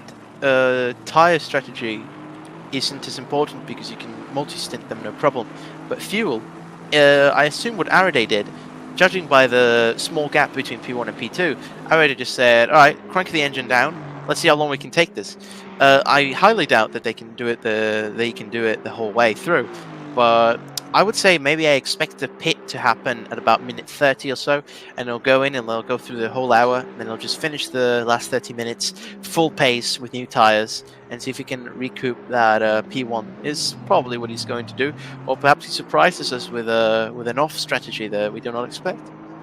Definitely, especially if he's able to kind of. I wonder if he's just gone full fuel, and then at the very end he's just going to put in like the very least amount of fuel he can get away with to get to the end, and then just basically setting quali laps on low fuel. So, viewers, quick update when Pitbull decides to update. 1 moment. At the moment, still got, I believe that is about 50 plus cars remaining on the track at the moment. A few retirements at the beginning. Huge grid still, and good to see that so many cars have remained. And after those, well, rather chaotic first few sets of laps. Definitely, it's absolutely mental. Araday's still leading, with Moore closely behind him. Moore's gaining on Araday. Moore's just setting faster times at the moment than Araday is at the moment, so he is gaining. And I wonder if that's a sign of Araday's tyres. Maybe they're going through that weird kind of phase of, okay, they're going to drop off a little bit now, and then they'll pick up later on. Because I've felt that before in the tyres. They kind of, the grip comes in waves almost. Yeah, the grip comes when it wants, really. It's perhaps... my theory is that Araday is doing what I said of the fuel strategizing. Speaking of fuel strategizing, it seems just now we've received an update that Araday has just entered the pits and given up that P1 position. Yeah, I wonder if he was trying to surprise Moore by going into the pits and being like, you know what, you can go out for another lap on old tyres. I'm just going to go in now. Perhaps when he was ready to make a move down the chicane, it just blocked him and goes into the pits. Classic move of, right, now you exit slow and I go into the pits, and we'll see how it goes. But yeah, about minute 30, a bit earlier than I expected. I thought he could maybe run the whole hour, but it seems he's going a bit conservative. And now the point will be, how is he going to make this recovery work? He'll probably work around everyone else's pits and put in the max pace. We saw a lot of consistent pace from him at the top, so he could totally go for it. Yeah, definitely. He's still got plenty of time to go, and especially with fresh rubber on, some new fuel in the car. Hopefully he can actually set in some proper laps. Just depends where he comes out. If he manages to get ahead of Menacing Skull, he's got a massive gap ahead of him, but I just don't see it happening. I think Araday's going to be caught up with the midfield and get caught in trains and some battles. Comment from Ast in the YouTube chat says, well, I was happy with the pace, but I ran out of VTEC at Radeon. That's just the way it goes with the Honda, isn't it? Just the VTEC comes and goes. It's that mystical force that empowers Honda engines at random. Yeah, I wish VTEC would just stick around forever, but yeah, sometimes it just conks out, doesn't it? Well, I'm surprised. The Oh, right. I believe this was the Honda that we saw at the very top and then mysteriously disappeared. Perhaps that. Right on. Oh, mate. Oh, is that Shula? It may as well be. I do not recognize the username here on YouTube, but it's the only Honda that I recall having a major accident. Oh, that's unfortunate. If that's the case, I wouldn't really say you ran out of VTEC, rather just the VTEC was powerful enough to have you fly off. But yeah, speaking of flying off, that's Jay Moore now flying off into the pits. Don't worry, he's not spun off, as far as I know, but he's now off into the pits. We'll see how he gets out ahead of Araday, or if he falls behind again. Right, smooth transitioning. Oh, you know, you just gotta flow with it, you know.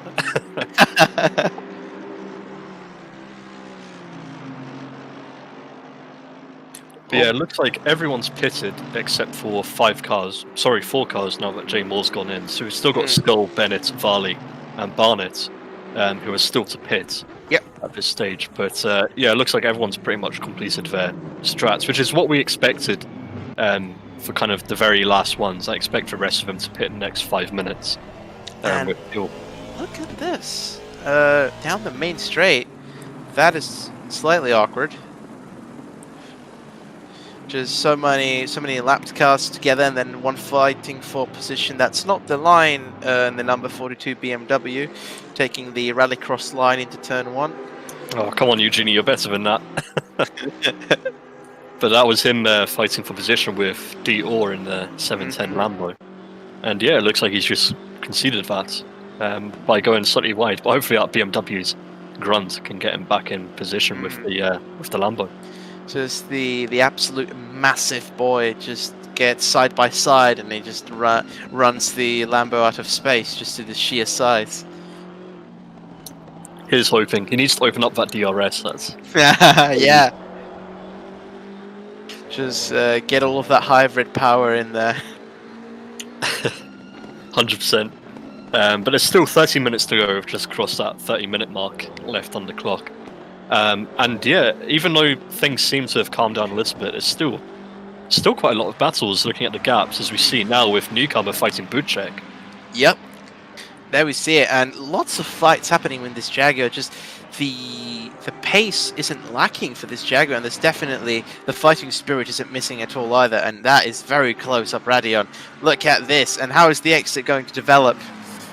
Could we see that Jaguar's power going quicker than that McLaren? It's going for the side-by-side, and could this be I forgot where my brake pedal is, they're just side-by-side, but the inside wins in this corner almost always. And that is the case once again. Hopefully you'll get him up with Cell, managing to, if he gets the inside, but Budchek just knows where exactly to place that car. Similar to Badowski now fighting Dahlgren. There it is. And boom, that's it, sorted. That is got a back marker, and that is actually Dahlgren. But yeah, it is Dahlgren. So Dahlgren's managed to make up a right on. And of course now with the Radeon ahead, impossible to make the comeback right after that overtake. That's why turn 1 is such a good place to get the overtake done.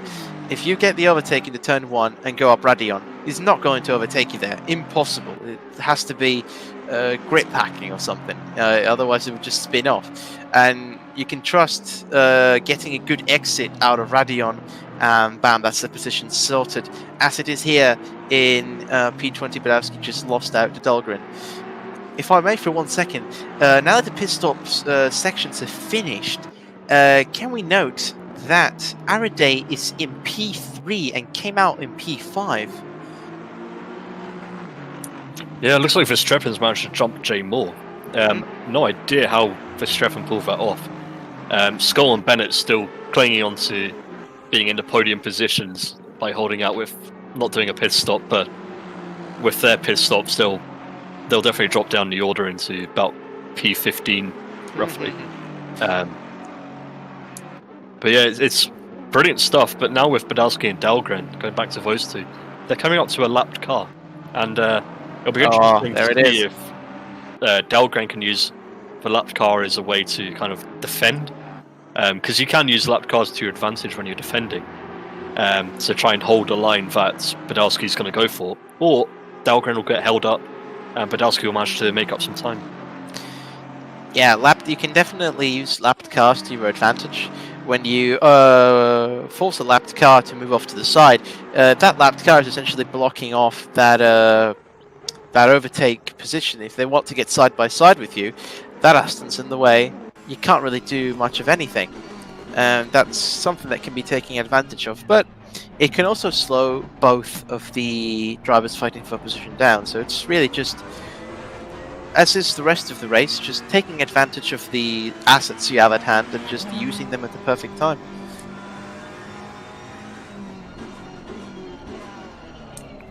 So I'm just reading RWB Charger's team name, and it's called Tuggertronic. It's his team name. I'm just trying to figure out what the meaning of that is. But yeah, there's some interesting team names going on at the moment. We've got Top Hat Racing with Tandu. right now, who's in P43 in the number 358 Bentley, and he's just chugging along nicely as well, trying to catch up to Hauser. Racing dudes. I like this one from Carla Denis. Brilliant name, absolutely brilliant. Because it must be in all caps, otherwise it doesn't have the same effect.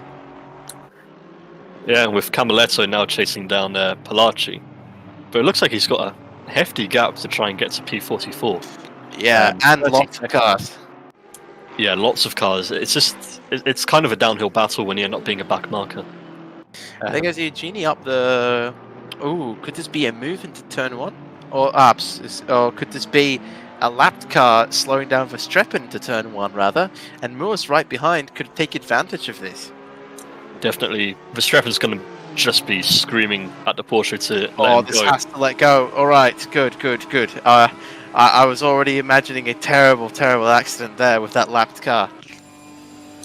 But that did look like track limits from Verstappen going to the inside. But yeah, there's so much. But it looks like Jay Moore has backed off a little bit due to wanting to get past that back marker. But now looking at Hughes, there's still a train going on for P8 through to P12, even with newcomer. And I wasn't expecting a train to still be going on this late on in a race. No, but it seems with the pit stop section, they've had a bunch up.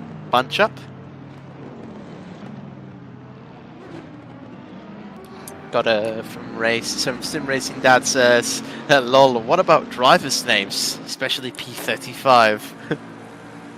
Well, P35 is currently FX UK, but there's also Binnersley as well. There's some really Chad names in here. I think. Right on. I get it. The abbreviated name in the standings. Right on. Oh right. You know, I keep it PG. You know. Right on. Right. A good way to describe the race for some of the more unfortunate cars here today. Speaking of, on we go in with Colin that we saw in that V8 Aston are pushing up nicely through the midfield. Pretty good. Unfortunately, they seem to have accumulated a drive-through. They will have to serve that for sure. So despite their push, which seems to have been quite successful, they're going to have to move back once again. Definitely, but it's good news for my buddy Jake, who's gonna get P23, which is brilliant for him. He had a massive break from ACC, so I'm very happy to see him actually up there. Oh, here's a message. Fighting a little bit. Right on, yeah, absolutely.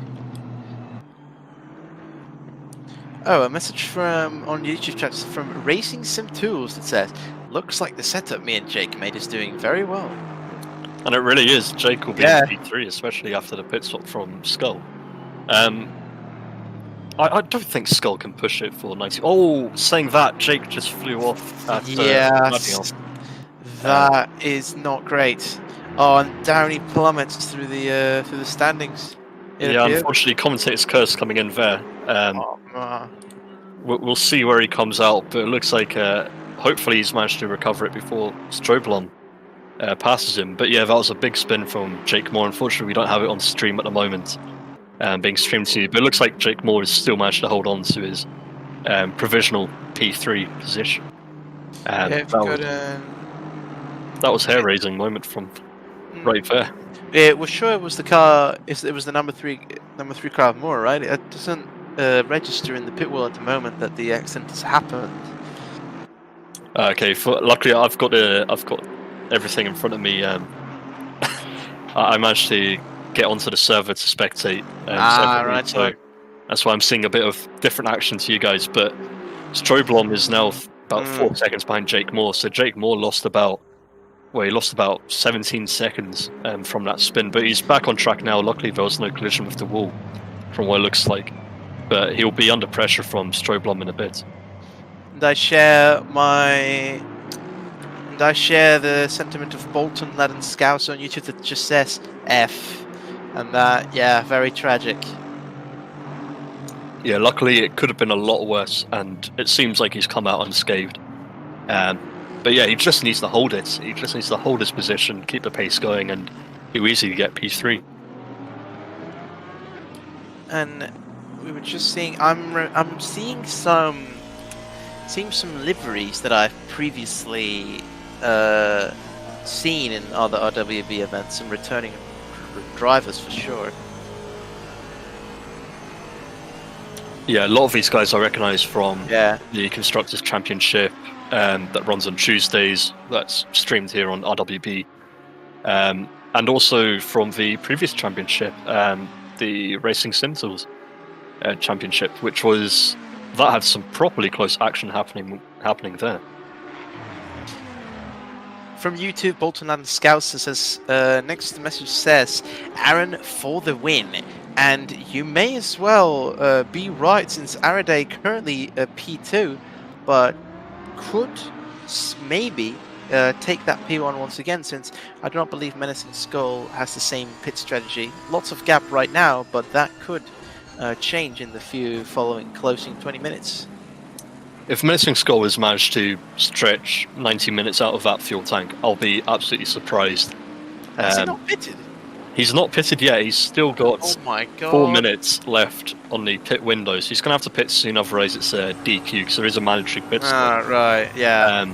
But Christoph Verstappen is now a second away from Araday in P2, so it's getting spicy up at the front. Unfortunately for Jake, it looks like challenging for P2 is going to be quite a stretch unless the top two guys have a spin or come together, but it's still impressive work from Jake to have that kind of a spin and still pull away. Personally, the man of the hour has just been Verstappen. We've seen him start in the upper midfield, and he's just been going. I think he's one of the few drivers that, at least from our point of view, has not run into too many problems, and clearly that's translated into a very beneficial position up there. Definitely, he's just kept it clean. He's just gone in, done what he needs to do, and just made every pass clean. As you see there, the V12 Vantage, 3 of them, in fact, just battling it out all the way down into... Jeez, they're battling down into... That is a spectacle. Oh, that sound. It sounds so mega.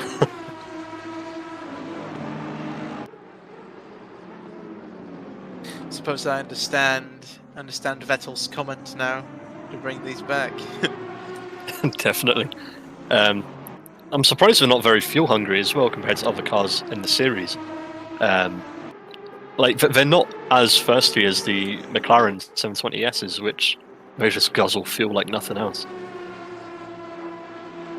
Well, I do suppose they're underpowered. I would assume the V12 Vantage cars, aren't they? Yeah, definitely. But he's still battling Badalski as well. Right on. The V8s. The V8 and the V12 Vantage probably have similar power, but when it comes to a V12, the fuel consumption is still going to be the same, and that V12 still has a lot more potential power, likely, but regulations and stuff can't really get it out. So, lots of course, an amazing sound still, but mostly on equal footing, slightly uneven, perhaps, in favor of the more modern alternatives. Definitely, I mean, it's running old aerodynamics as well, because the regulations for the aero change pretty much every 2-3 years. So that thing is going to have about 2 generations old aerodynamics on it, which will just not help whatsoever when they're going through the corners. Yep. Can say that again.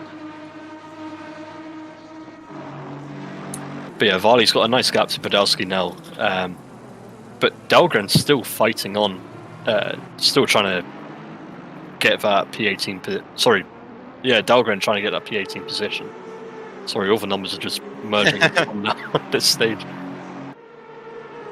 But yeah, it's a good fight up here. Hopefully Dahlgren can get the slipstream and try and challenge Podolski, but Podolski just doesn't seem to be cracking at all from the pressure. It looks like Dahlgren's going to be under pressure from Bennett as well. This is where we're going to start seeing some interesting attacks, and now it's going to start kicking up these last few minutes of, right, I got the whole race done. Now it's now or never. I can keep this position that I've got and defend, or I can go for and put an all-in, just go right down outbreak the guy I'm chasing for the whole race, maybe get something. So we will see who goes for the conservative option and who gambles it all on a corner against their closest rival. Well, I don't know about you, but I'm always a gambler. I always just push Uh, as soon as I see it go 15 minutes. yeah. You push for it, and so we can see now the 15-minute mark is coming, and that'll be everyone starting to push. Menacing Skull is finally pitted with 20 seconds left in the pit window, so he's finally gone in. But that's a mega stint from him, trying to stretch it all the way out to 1 hour and 15 minutes. But how will that put him in the standings is the question. I do not believe that he will come out in the podium position despite this impressive strategy, of course, running it that quickly, but will it benefit him in the end? Yeah, I wonder if he's just going for... well, he's coming out of the pits now, so I guess we'll see where he's coming out, but it looks like he's going to come out in P6, which is pretty good going for him. In such a big race? Yeah, it's a big race, and... Oh, sorry, that's now... The standings are now being updated, that's him now in P9, but that's still impressive going, especially after an hour and 15 on one stint. And Bolton Land Scout says, when YouTube says, if he isn't out before pit window closes, doesn't he get a penalty? I believe I've been lucky enough to never have to get a penalty from pit window, but I believe once you enter the pits, the stop's already counted, I believe. Yeah, so we've seen in the past at Spa in the Simtools League, we did see 2 people who decided to stay out for the entire race and ignore the mandatory pit stop. Either they didn't realise or thought that the penalty was worth it, but they ended up getting slapped with 210 seconds being added to their time. So that's not worth it whatsoever in our opinion. We did think it was a questionable strategy, and we were kind of hoping it would pay off, but no, the stewards are quite strict if you don't do your mandatory pit stop. That's now Verstappen in P1, with Araday in P2 and Moore in P3. So I've no idea how Verstappen out. And he's got a 2.5 second gap to Araday. What happened? P2. I've no idea what's happened to Araday, but it's all coming his way for Verstappen. One moment, I want to note this. Here we've got a legacy battle between the Jaguar newcomer and Kruger in P6, and it's just been taken away from us from the camera, but that is very high positions for these legacy cars, and it's awesome to see that people still give love to these older models and still giving them those awesome setups, making those cars work and pitting them up against the latest technology and say, well, I can still do it and I can still run it down just as quick as you can. And that shows a lot from the setup and of course from the driver. Yeah, it kind of comes down to is it due to the driver's skill? Is it due to the setup? Is it due to the cars not changing that much over the time? But either way, it's impressive work, especially for those guys to be up there in the top 10. Oh, for sure. I mean, we still have Buchek in the old 650S as well, battling out on P10, trying to catch the Roble. I had my eyes on that car in particular. I was wondering, why does this McLaren look so strange? And yeah, it's one of another legacy car that's joined us on the grid today. Yeah, it's great stuff to see everyone, as you say, choosing the older cars. I don't know if they're doing it to kind of handicap themselves or just kind of get a change of scenery, because I know with most RWB leagues, they try and keep it to the latest cars so that the BOP is kind of similar, the regs are kind of similar, but it is refreshing to see newer cars in the form of older cars joining into the race. But I suppose that taking any older model is a bit of a personal challenge, as these newer cars that are being released, obviously they have a lot more accessibility, let's say, in terms of setup, in terms of modern physics. Look at the new 2020 cars, they've got the all-new tyre model as well. All of those things taken into account. And of course, the more cars that are developed, of course, the better quality, etc. So these older cars likely not as easy to use, or definitely not as easy to handle, but with enough love, care, and luck, you can take them up there. 100%. So we're seeing now Denise getting past a back marker. Very clean, actually, compared to what we've seen from other back markers being passed. But that was quite flawless from him. No real danger for him in P38. And he seems to be cruising quite nicely. We saw Denise earlier. And Ooh, what's happened he's there? just enjoying it. I'm hoping that was just a back marker getting out of the way. Appears to be one of the Mercedes reenacting Bottas cutting the grass, and there you have it. Just happening right behind the wing of Lambert in P16, and that Mercedes going off. Not too sure what that was about. Yeah, we're hoping it's a back marker choosing a strange place to get past. Slow down, yeah. But Lambert is still under pressure from Vali, especially if Vali can kind of nail the next few corners. He'll be set up nicely for Sector 2 for that dive down onto double gauche. Or Puon, as I get yelled at quite a lot by people I race with. It's Puon. Oh, I get yelled at so much. Crawford, if you're watching, that's double gauche. That's Radion, actually. Oh man, just I'm getting PTSD from the 12 hours of Spa, calling it double gauche, saying someone's crashed double gauche, and then being like, "No, it's Puon." I'm like, "Oh, jeez, okay, just leave me alone, please." And for the viewers, we have just entered the last 10 minutes of the race, and now we are going to see some closure from all of these different strategies and all these overtakes, and of course the final last efforts from all of the drivers to get some positions or defend their own. Especially got some fights happening. P20 very small gap as well on Butchek in P10, very small gap to Robles in the 77, and we may be seeing some fights developing there, and this is the key to finalizing the race, getting up there, getting that pace, maximum push at the end, see if they can scrounge up some final tenths of a second and maybe even an overtake. Yeah, especially between the legacy cars, as you said earlier, between Newcomer and Kruger, who are in P6 and 7. They've been batting out the entire race, and I'm just surprised Newcomer's still managed to get that Jag up into P7. Yeah, absolutely. But even more so with Kruger getting the Honda into P6, it's mental. I don't even remember seeing Kruger in the top 10 initially.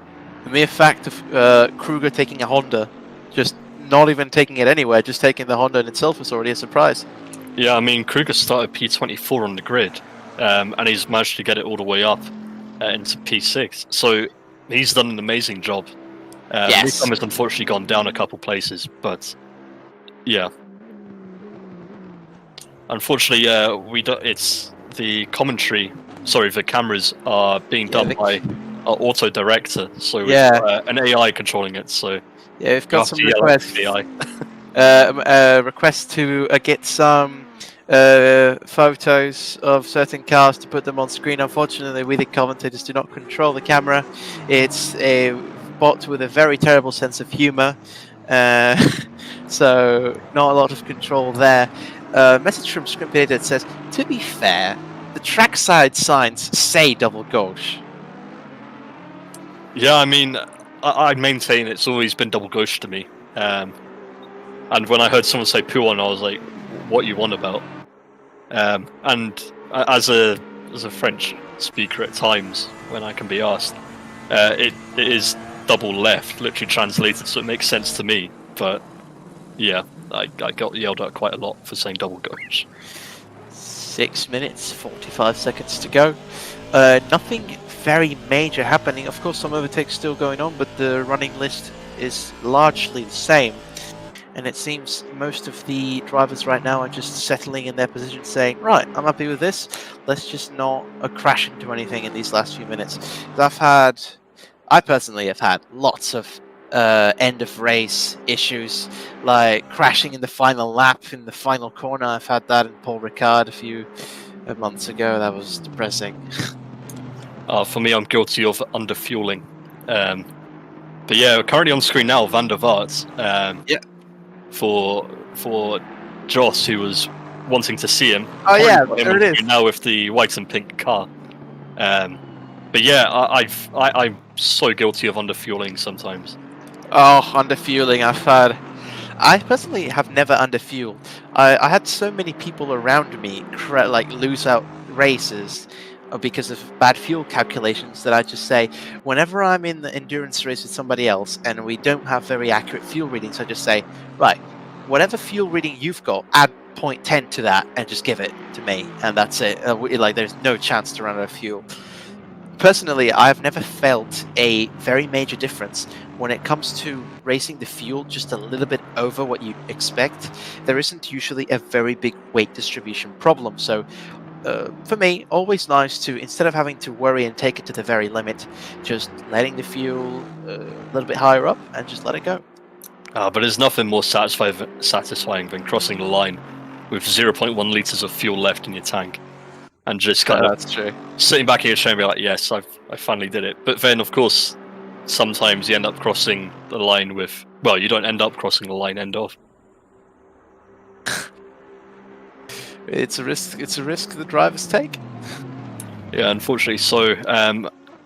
Speaking of unfortunate news, Denise is in with a drive-through for track limits. Oh, And we've got Martin Schaefer on screen now. It seems like the AI are listening to you, or you've gone off and hacked the auto director from us. But yeah, that's Martin Schaefer now on screen. I believe that was Martin Pater that they were asking for the 48 Aston, not There's Schaefer. so many Martins. Yeah, very similar names in this race today. Sorry, yes, Martin Pater is not on screen. That is Martin Schaefer. But yeah, maybe you should get hacking a bit more to get the correct Martin. But yeah, no. Well, it's close. It's close enough, really. It's close enough. Just do that and then cross out Schaefer and put Pater in. 4 minutes to go. Some updates, perhaps. Let's see. Very small gap between the P1 and P2. Lots of fighting between Verstappen. Probably. Wait, one update. No, the gap is very large. About 7 seconds according to pitwall.live. That may not be a winning position for Araday, which we believed had it in the bag, but Verstappen's just had a brutal drive. Could he possibly take it for himself? I've no idea how Verstappen's pulled this out. I can't believe it. I thought he'd get P3, maybe P2, but definitely not P1, especially with Araday just cruising out miles ahead of everyone else.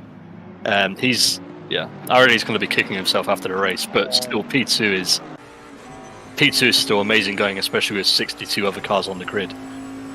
Yeah, right. Of course, P2 is amazing, but when you are when you've led the entire race and then you lose it at the very end, you can't help but feel this bitterness of, man, I could have totally got that. And I don't know, what could I have done differently?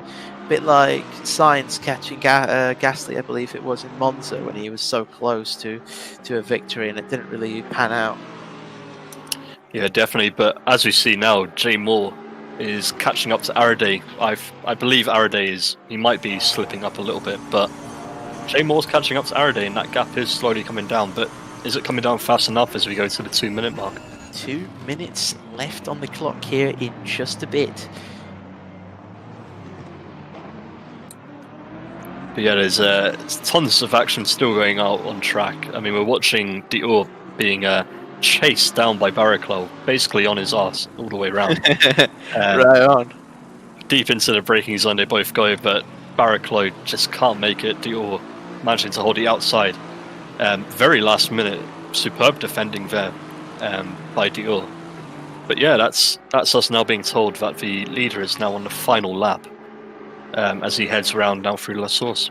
And that is final lap being called for the race leader, which at the moment is still Verstappen, and it's always too early to call out the victory until it's had, but it seems Verstappen's got this in the bag with such a high gap, unless he makes a terrible mistake at the very end.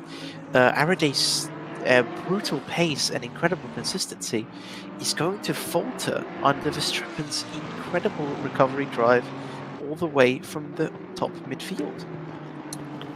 Currently got a comment from Bolton Lad Scouser saying, on his arse, going deep, thought you were PG. Well, we're now beyond the watershed, so it's all good. You can't pull me out for anything that's not PG at the moment. But this battle with Diora and Barraclough, it looks like it's going to go all the way to the line. They've still got this and one more lap to go. But yeah, it's fantastic stuff so far. Absolutely brilliant action all the way through the race. And yeah, just I can't believe Verstappen. I still can't wrap my head around it. He's got an 8-second lead on Araday, and Jake Moore has managed to catch up to Araday by 0.5 seconds. And as we enter the final 20 seconds of the race, checkered flags being prepared, champagne being prepared at the back for these race winners. Race winner and the podium. Got a comment from Josh Snyder that says, "Thanks for the commentary. So much more fun to watch / listen to a race. And thank you for sticking around and watching us and the drivers go around." Yeah, hopefully this the 2 hours have felt more like an hour, and plenty of action on track, as we've said, all the way through the race. And personally, for me, it's been an absolute delight watching this and commentating with you, Rod. It's I will admit I was quite nervous because just joining with a new commentator is always quite intimidating at times. But no, it's been fantastic. Very, very, very natural, I would say. It's been nice. You've been called out by Scrimpy Data. Rod has definitely been a solid 3 out of 10 on comms. He's 10 out of 10, mate. And that is the checkered flag out. There it is, and it seems that, as expected. Oh, what happened here? According to Pitbull.live, oh my goodness, and Moore is taking P2 from Araday in the final lap. That's incredible. 0.2 seconds splitting them as they cross the line. 2 second gap between Araday and Moore as they cross the final.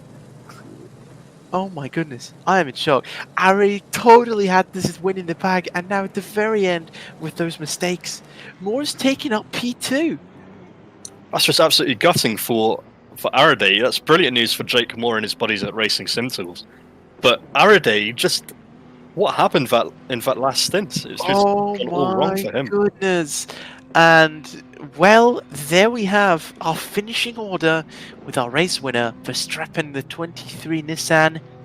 Behind him, Moore, unexpected P2, and unfortunately, Araday not being able to finalize that P1 green that we were all expecting. And so, like Bolton Landscaster says in the chat, he must have had damage. And yeah, there is no real explanation to this tragic end for his otherwise very good and stable race. Yeah, I'm absolutely gutted for Araday, but it's just the way of the road. It's unfortunate, but we've still got a couple cars out on track. We've got Schaefer just crossing the line now. With Van der Vaart about to cross the line as he passes through the chicane. With Dior, Barraclough and Barnett. Doesn't look like there's going to be any position changes. Look at that. The cars lining up here as they move back to the pits, and that is a sight right there. Yeah, it's a good thing not to see people crashing at the very end. Yeah, this is awesome to see. And there it is, more cars lining up, just coming around, and that is excellent. Look at that!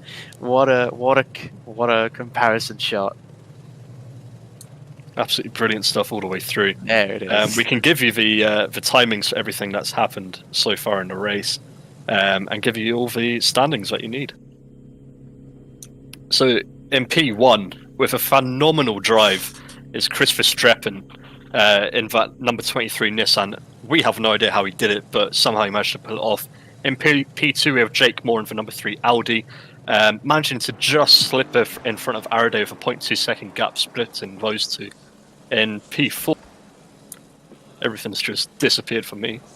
In P4, we have Stroblom in the number 747 Lexus, and P5 Hughes in that 7 Bentley. In P6, we had Kruger followed by Newcomer, those two in the legacy cars. Absolutely phenomenal drive from those two to get those cars where they should not be. In P8 and P9, we had Raphael Lemke and Robles in the 2 Lamborghinis. And in P10, we had the number 58 McLaren of Buchek. So that rounds out the top 10. I feel if we went all the way through, down to P64, we'd be here quite a while. Yeah. Yeah. But of course, all the stats and other details on the race available on pitwall.live still. And wow, what a finale. And we thought that everything was going to even out at the very end, but we've just had a complete shake-up of the top 3, and even then the top 10 completely different from what I had expected. And those wildcard cars that we were talking about, those Hondas and those Jaguars, still made it through into the top 10. And wow, what a race. It's been absolutely phenomenal watching all the way through. Hopefully everyone who's been watching either the entire race, including qualifying, or joined us partway through, or had to leave partway through, I hope you guys still enjoyed it as much as we did. And yeah, it's been absolutely brilliant having you on with me, Rod. Yeah, a pleasure. But yeah, it looks like everything's kind of dusted off and tied up nicely in a bow.